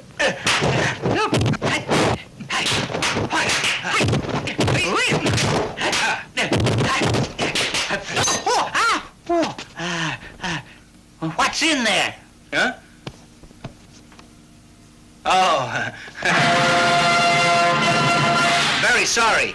Your hook hit my iron plate. Stand back! Give it to me, teacher. Teacher! Hey! Ghostface killing plate. So he's not dead then. Teacher, he carries it around with him. Kid, you look decent enough. So how could you then work for him? Teacher. Teacher! Damn you! You dare to come to spy for him? Teacher, I didn't! No, then what's this? I just keep it. I know what it's for. Teacher! I'm not your teacher. Now look! You were sent to kill me!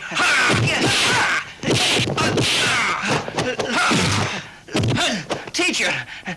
Teacher! You're wrong, sir. You'd never kill me with your skill. Now get out! After today, better not let me see your face again. Teacher!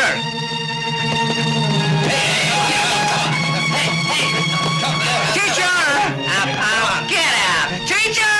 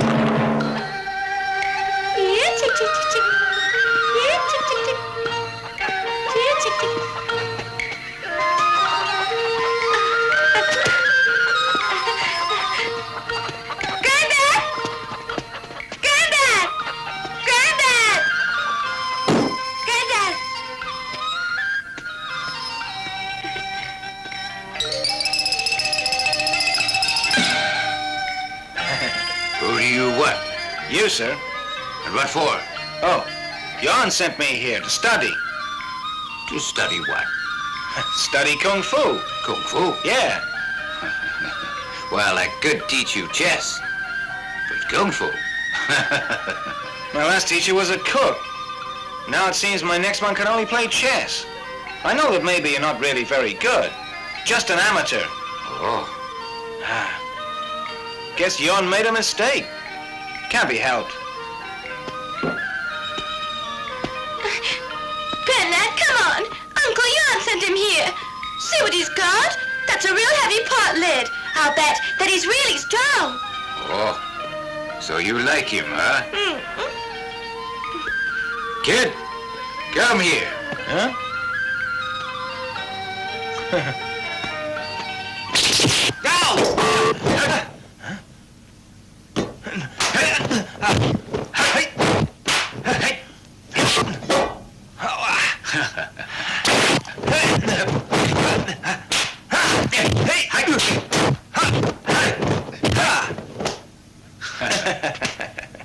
Like I said, your Kung Fu probably isn't too good.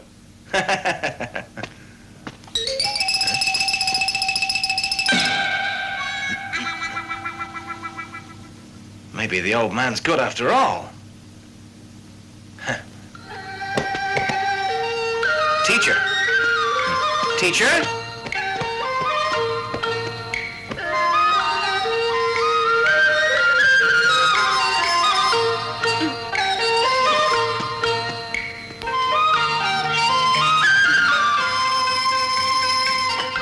Granddad?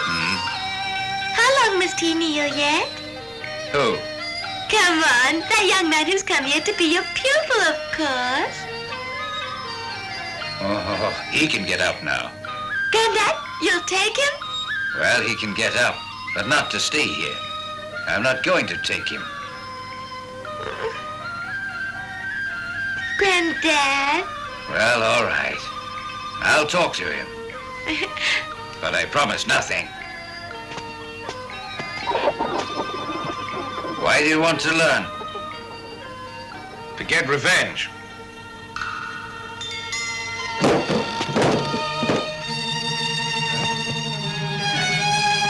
Dad! Dad! Dad!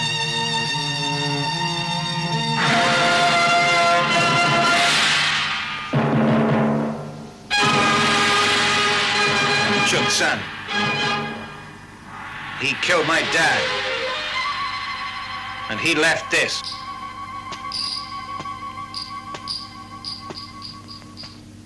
He's dead.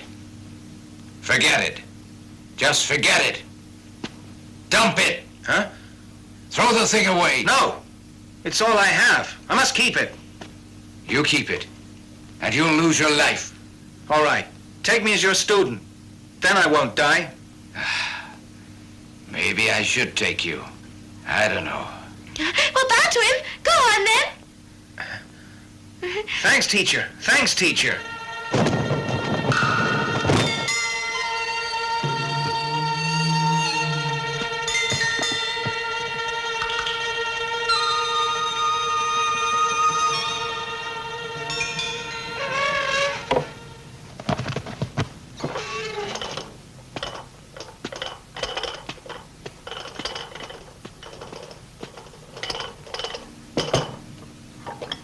Mister, your tea? Wait up. Huh? Mister? Was there something? You know, the old man. The one who had a chest stall here once. Where's he gone? Dunno. Oh, the people say he just disappeared. It seems some fella came. Threatened him. Mister, you think this fella needs a lesson? All he can do is fight old men. Get out! Get out! Mister, I just hope you meet him, and then you'll teach him not to bully people. Out! Sure, I'm going.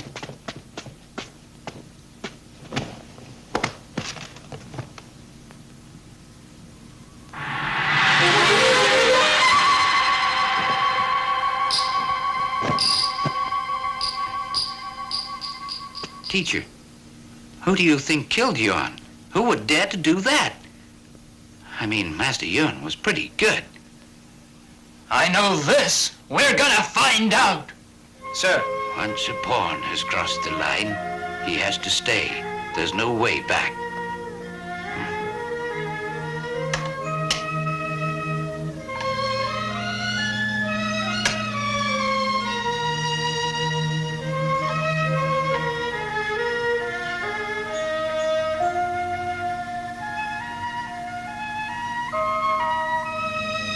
Teacher?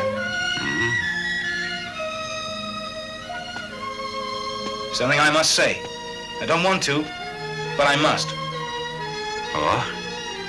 Go on. Well, I've been here for a whole month. Till yet, we've just played chess. I don't want that. Want to learn Kung Fu. Well, in fact, you're already learning. Huh? Or haven't you heard, eh? The first virtue is to be calm. Calm must be the basis of Kung Fu. It's a mental discipline, and playing chess will teach you to achieve calmness of mind. I've never discovered a better way.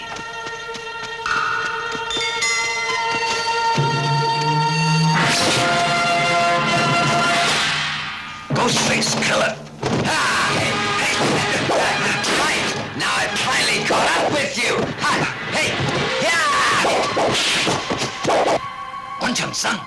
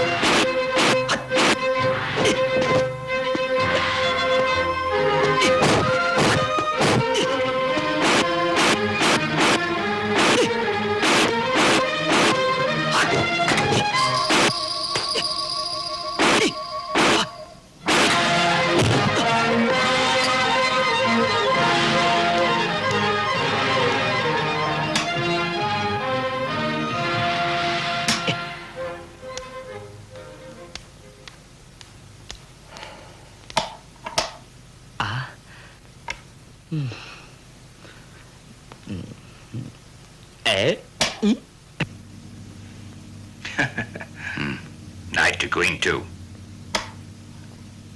Huh? To master this game, you have to be, like I said, very calm, but also quick of wit, sharp of eye, fast of mind, slow of tongue, quick to see.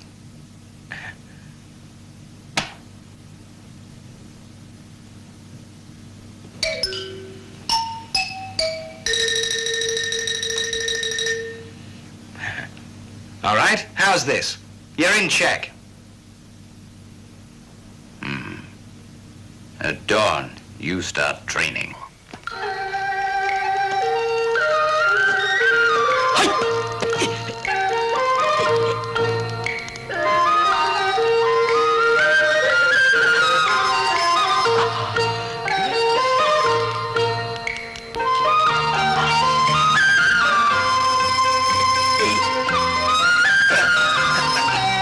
You put 2 bricks on. Yes, Granddad.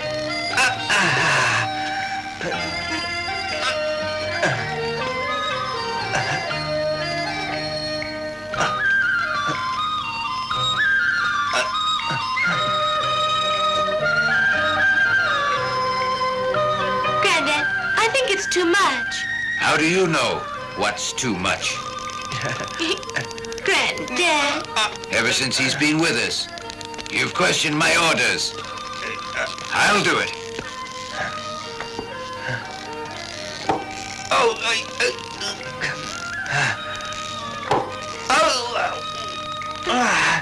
Watch her. Every half hour, add 2 more. Granddad? Granddad? Granddad? Granddad, I think it's too much. I don't want opinions. Just add on the bricks. Add on. His leg. You'll break it. I'm sure of it. It's funny. You're normally fairly hard-hearted. But with him... Come on. Granddad. Oh, I see now. This fella, he's got something. Something quite special. Listen. Now look, he won't die. Anyway, if he wants to learn Kung Fu, he has to stand it. Go on out, take a look. But I think that he's playing tricks. Yes, Granddad. Apple.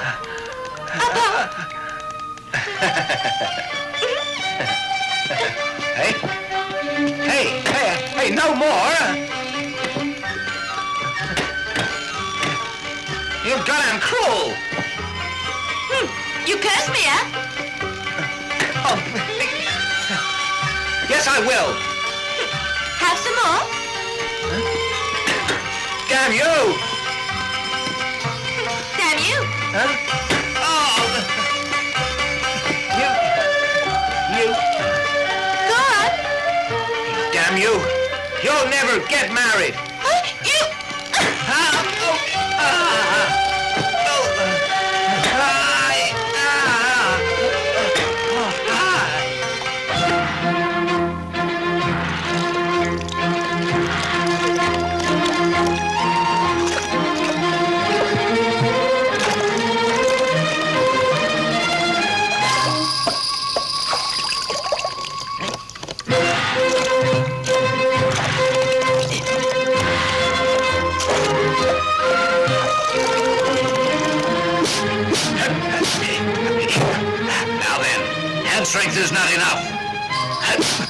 still.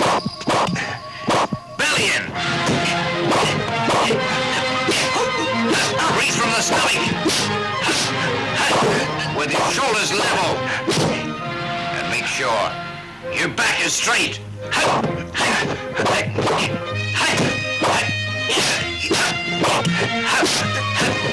Left rib. Right wrist. Left wrist. Right wrist.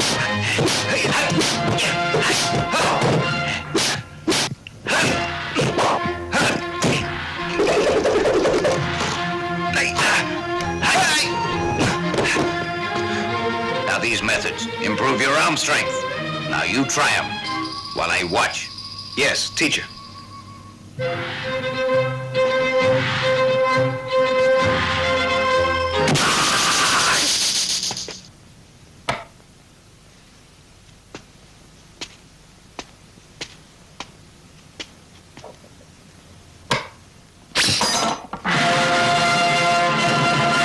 Chisotin, I found you. All these years, and you've not changed a bit. What do you want? What do you think I want? I'm Wan Chun-san, and I want revenge. Huh? Go on. Not your affair. Get out. Hurry. Get ready.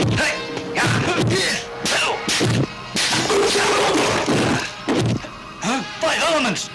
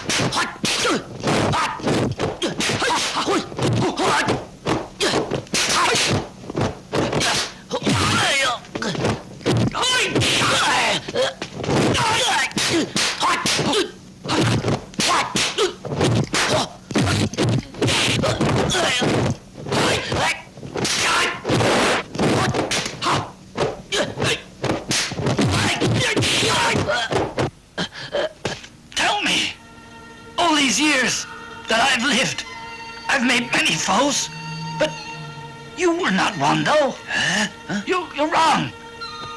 But I know who you want. The Chess King. Huh? You aren't him? No, I'm not. Chess King, he's living now. In the Dragon Mountains.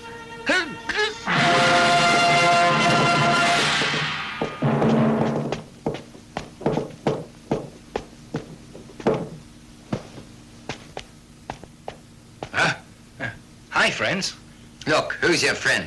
Listen, I've only come here to see Master Yuan, so you could tell him that I'm here. Hey, get the hell out of here! Kid, now listen.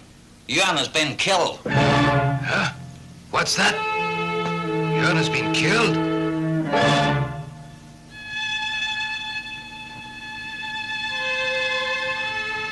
It's him.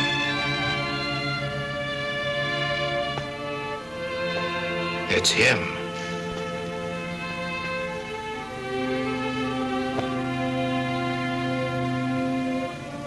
It must be him.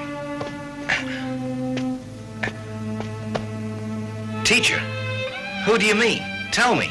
Ghostface Killer Wan Chun-san. Whenever he kills, he always leaves a plate. What? Wan Chun-san? He's the murderer. Killed my dad. And I'll take revenge. Revenge? You're dumb then, because you'll be killed.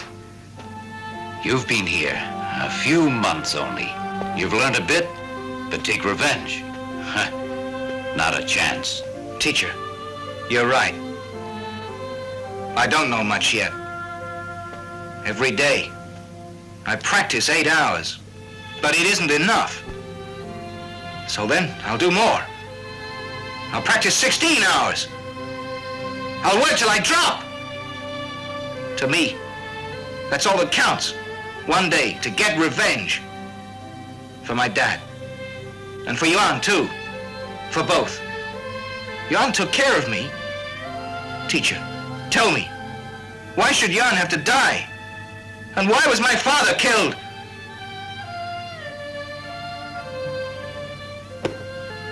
Teacher? Teacher, just tell me why. My boy.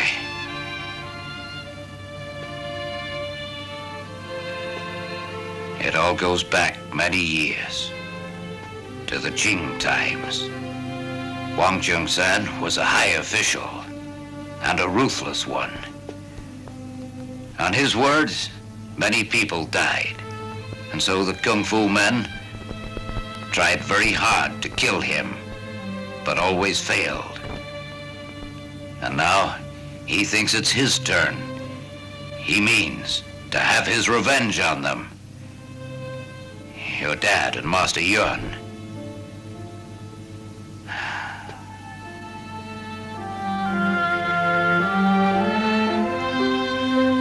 Right. Now I'll teach you properly. Your style must combine toughness and gentleness. It must have the power to stop the waves, stop anything.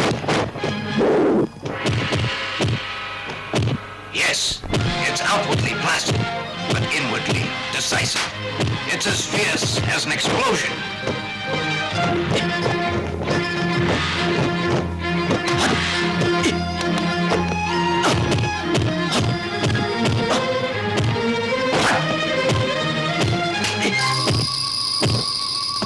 Roll and make it hard, but make sure that it's well controlled.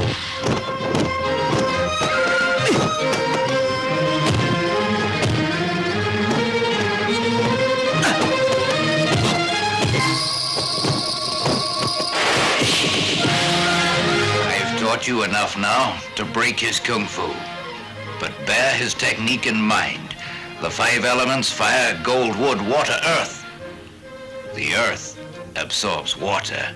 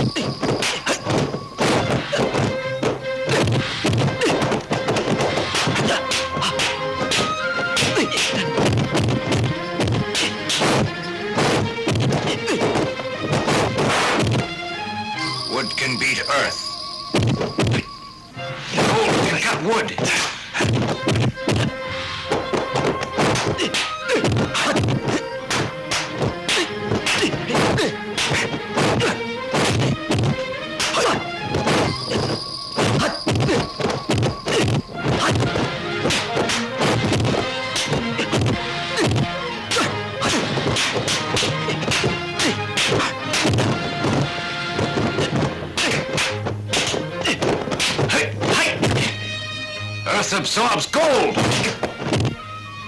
Once again.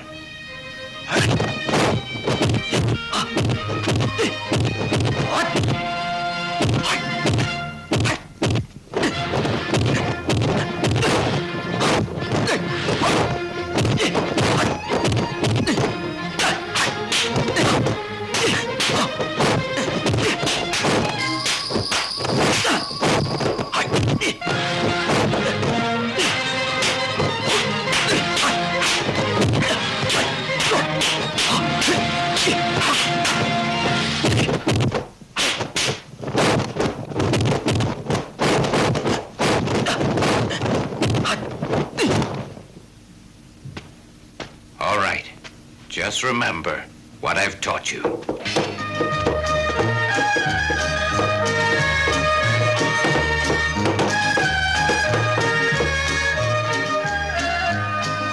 Hey, you! Move it!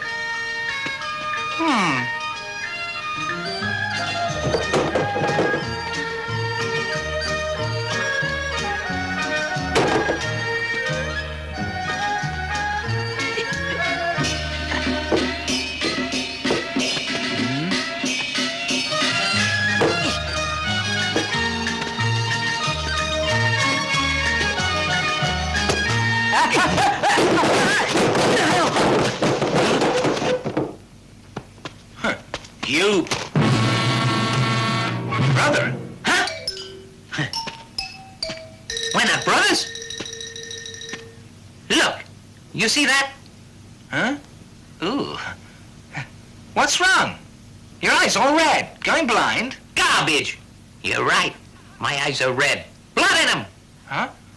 The last time, you hurt my hand, didn't you? Well, it wasn't my fault. You hit the plate I was carrying. Now I'll give you a taste of Cheng Sing Kung Fu. Cheng Sing Kung Fu.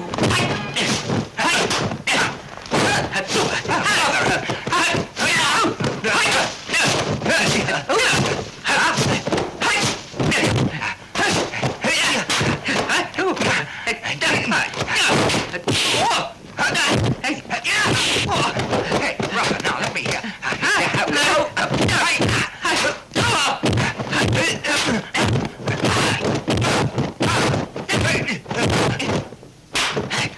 Brother, what's that? Huh, this is palm. Even palm, double palm, front palm, counter palm, rear palm, back palm, side palm. Brother, you got any more then? Not right now. I see. Snap, right? No. And we're in palm. Well, all right. Now the hook.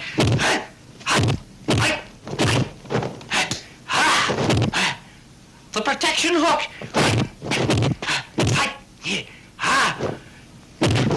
Now the Y hook. Now the fishing hook.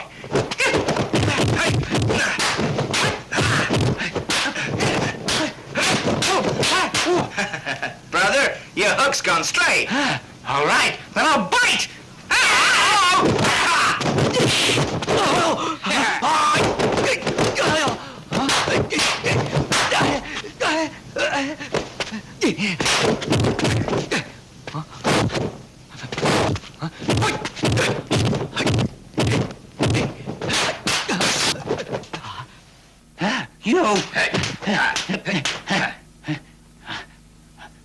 I'm from the Cheng Sing Kung Fu School.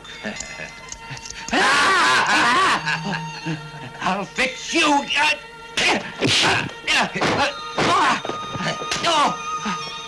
You tell your teacher, I'm gonna smash his skull. Mister, who are you? He's the ghost face killer. Teacher? Know him? Teacher? Sure. 10 years. And still he finds me.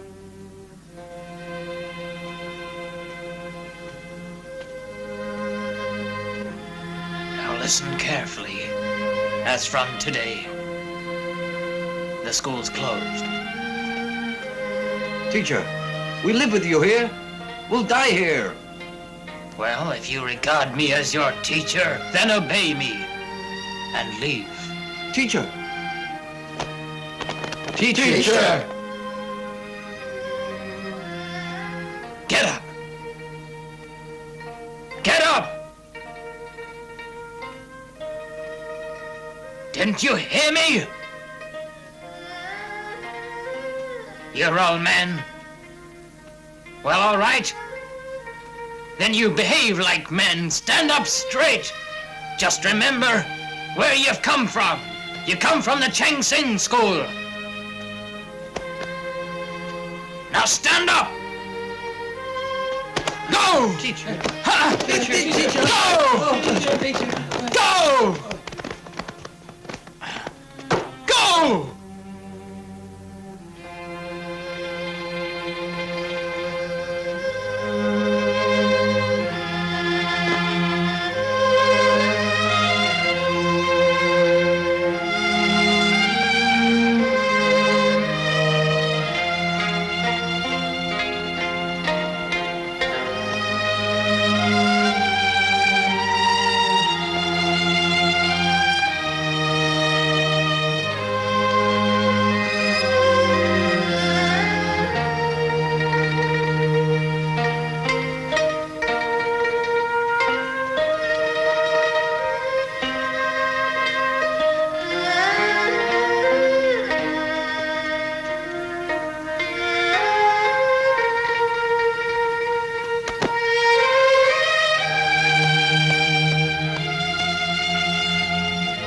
teacher. Come with us. It's better.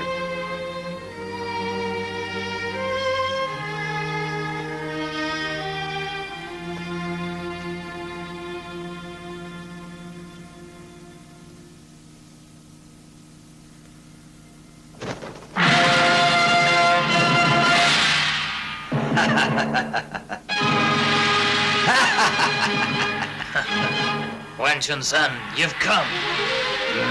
Hi. Hi. Hi. Waited for this for many years.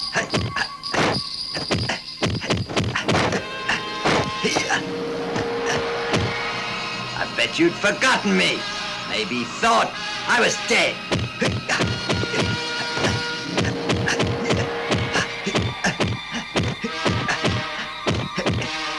Well, do you recognize my technique? 5 elements.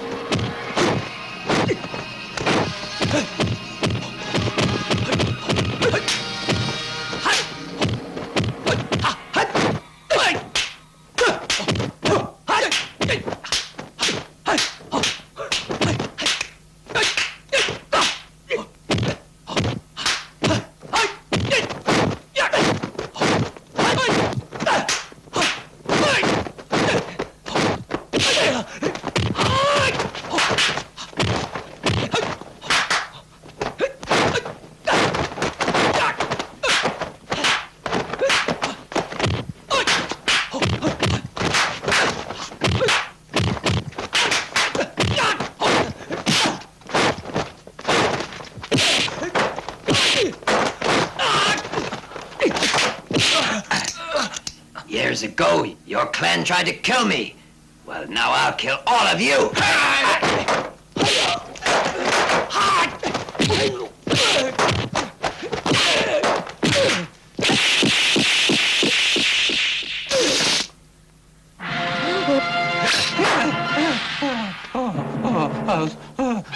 Daddy, you're a ghost face killer. You believe it now? I always did. Oh? The guy you helped, I was fighting with, that guy, he has a plate like yours. Just the same? Sure. Right. You have 3 days to find him. If not, then the next plate will wind up round your neck. Sure. Calm, and keep calm. That's most important if you're going to win. It's not easy to appear calm, but if you do, then you'll win. Calm is natural. Remember that.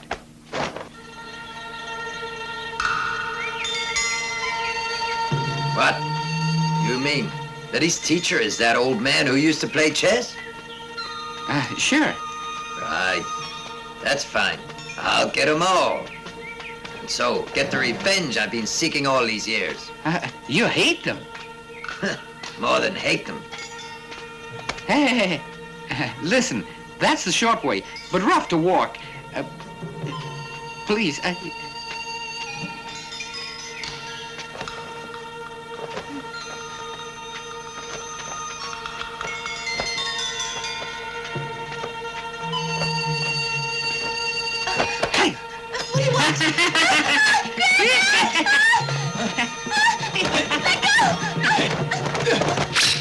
Let go of me!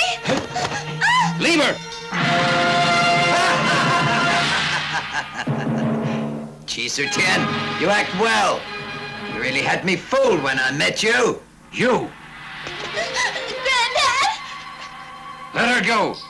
She's not involved. I don't want her, only you. My God, and how? Wan-chun-san, just drop the knife. Act like a man. Don't preach at me. I must try. May awake your conscience. Just for money, you killed so many good men. You ruined so many families. And now... Huh. But still, you plotted to have me killed. Any way you could. At least I fight you one by one. Granddad! 5 elements, and first the gold.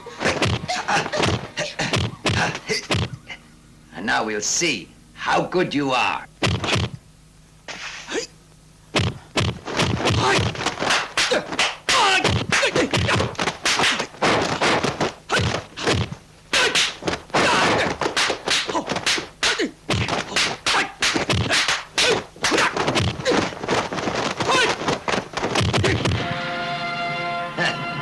not strong enough. The ears have left their mark. Granddad! You're the same.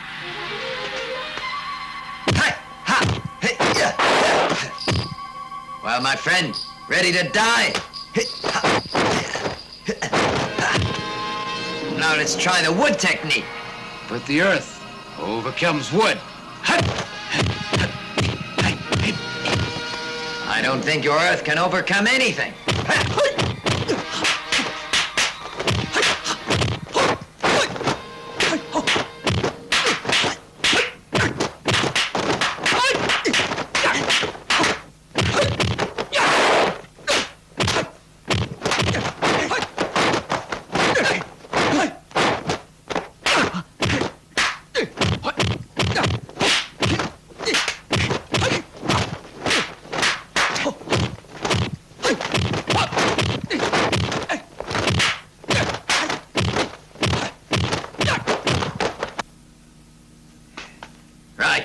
Something else. Let's see you try the water technique. The sky is high, the cloud is low. But my water technique is hard to beat. But the earth can absorb water.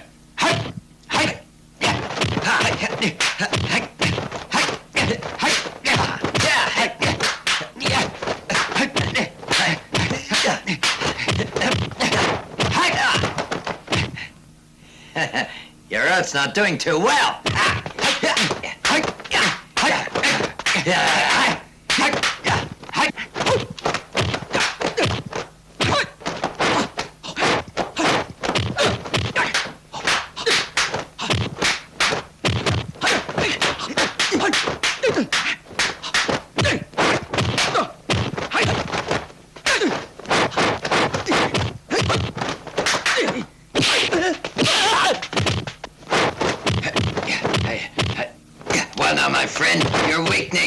You have no chance, you know that.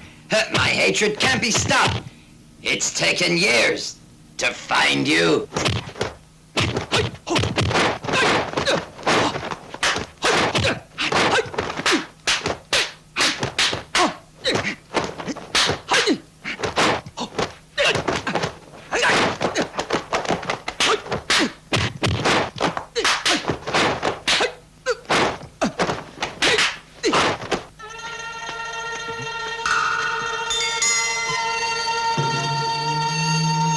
My eye itches. That usually means something. Forget it. Means nothing.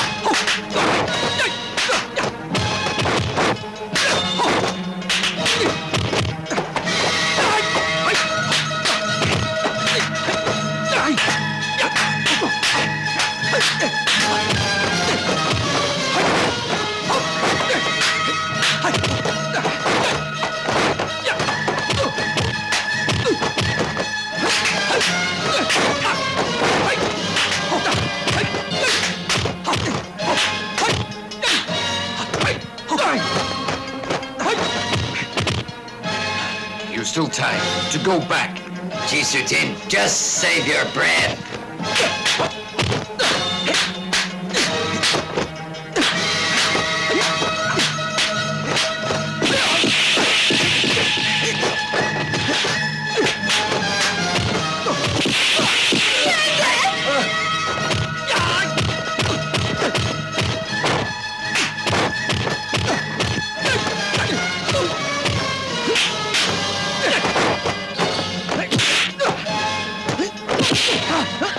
Wait, hey!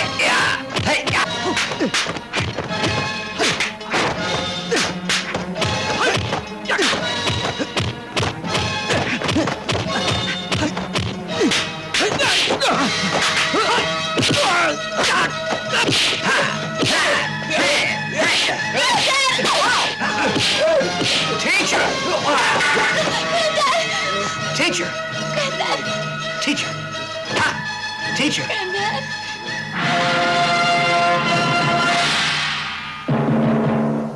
So it's you.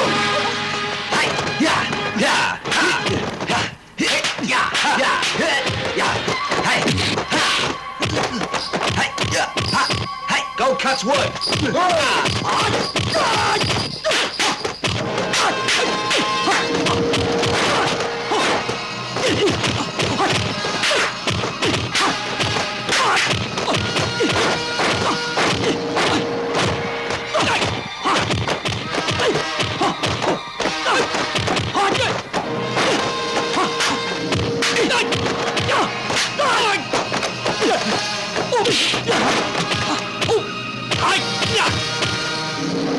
Fire melts gold. Hey!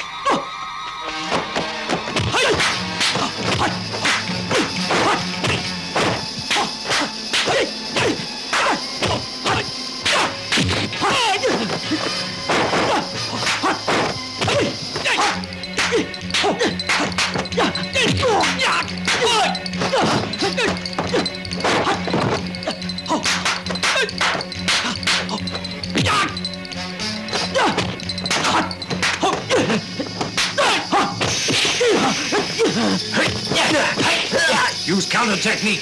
Right, teacher. What?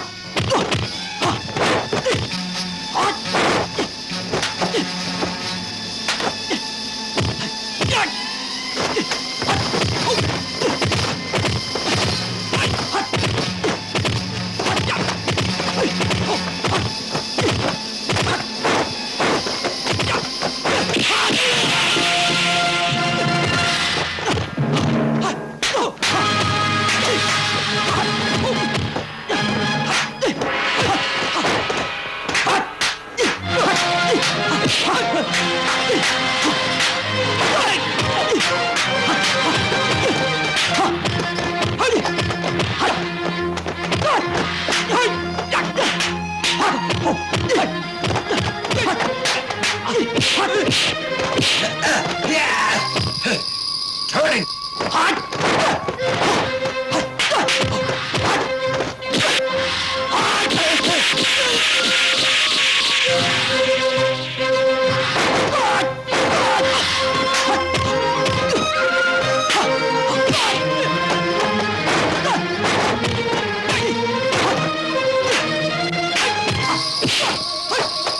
Rolling.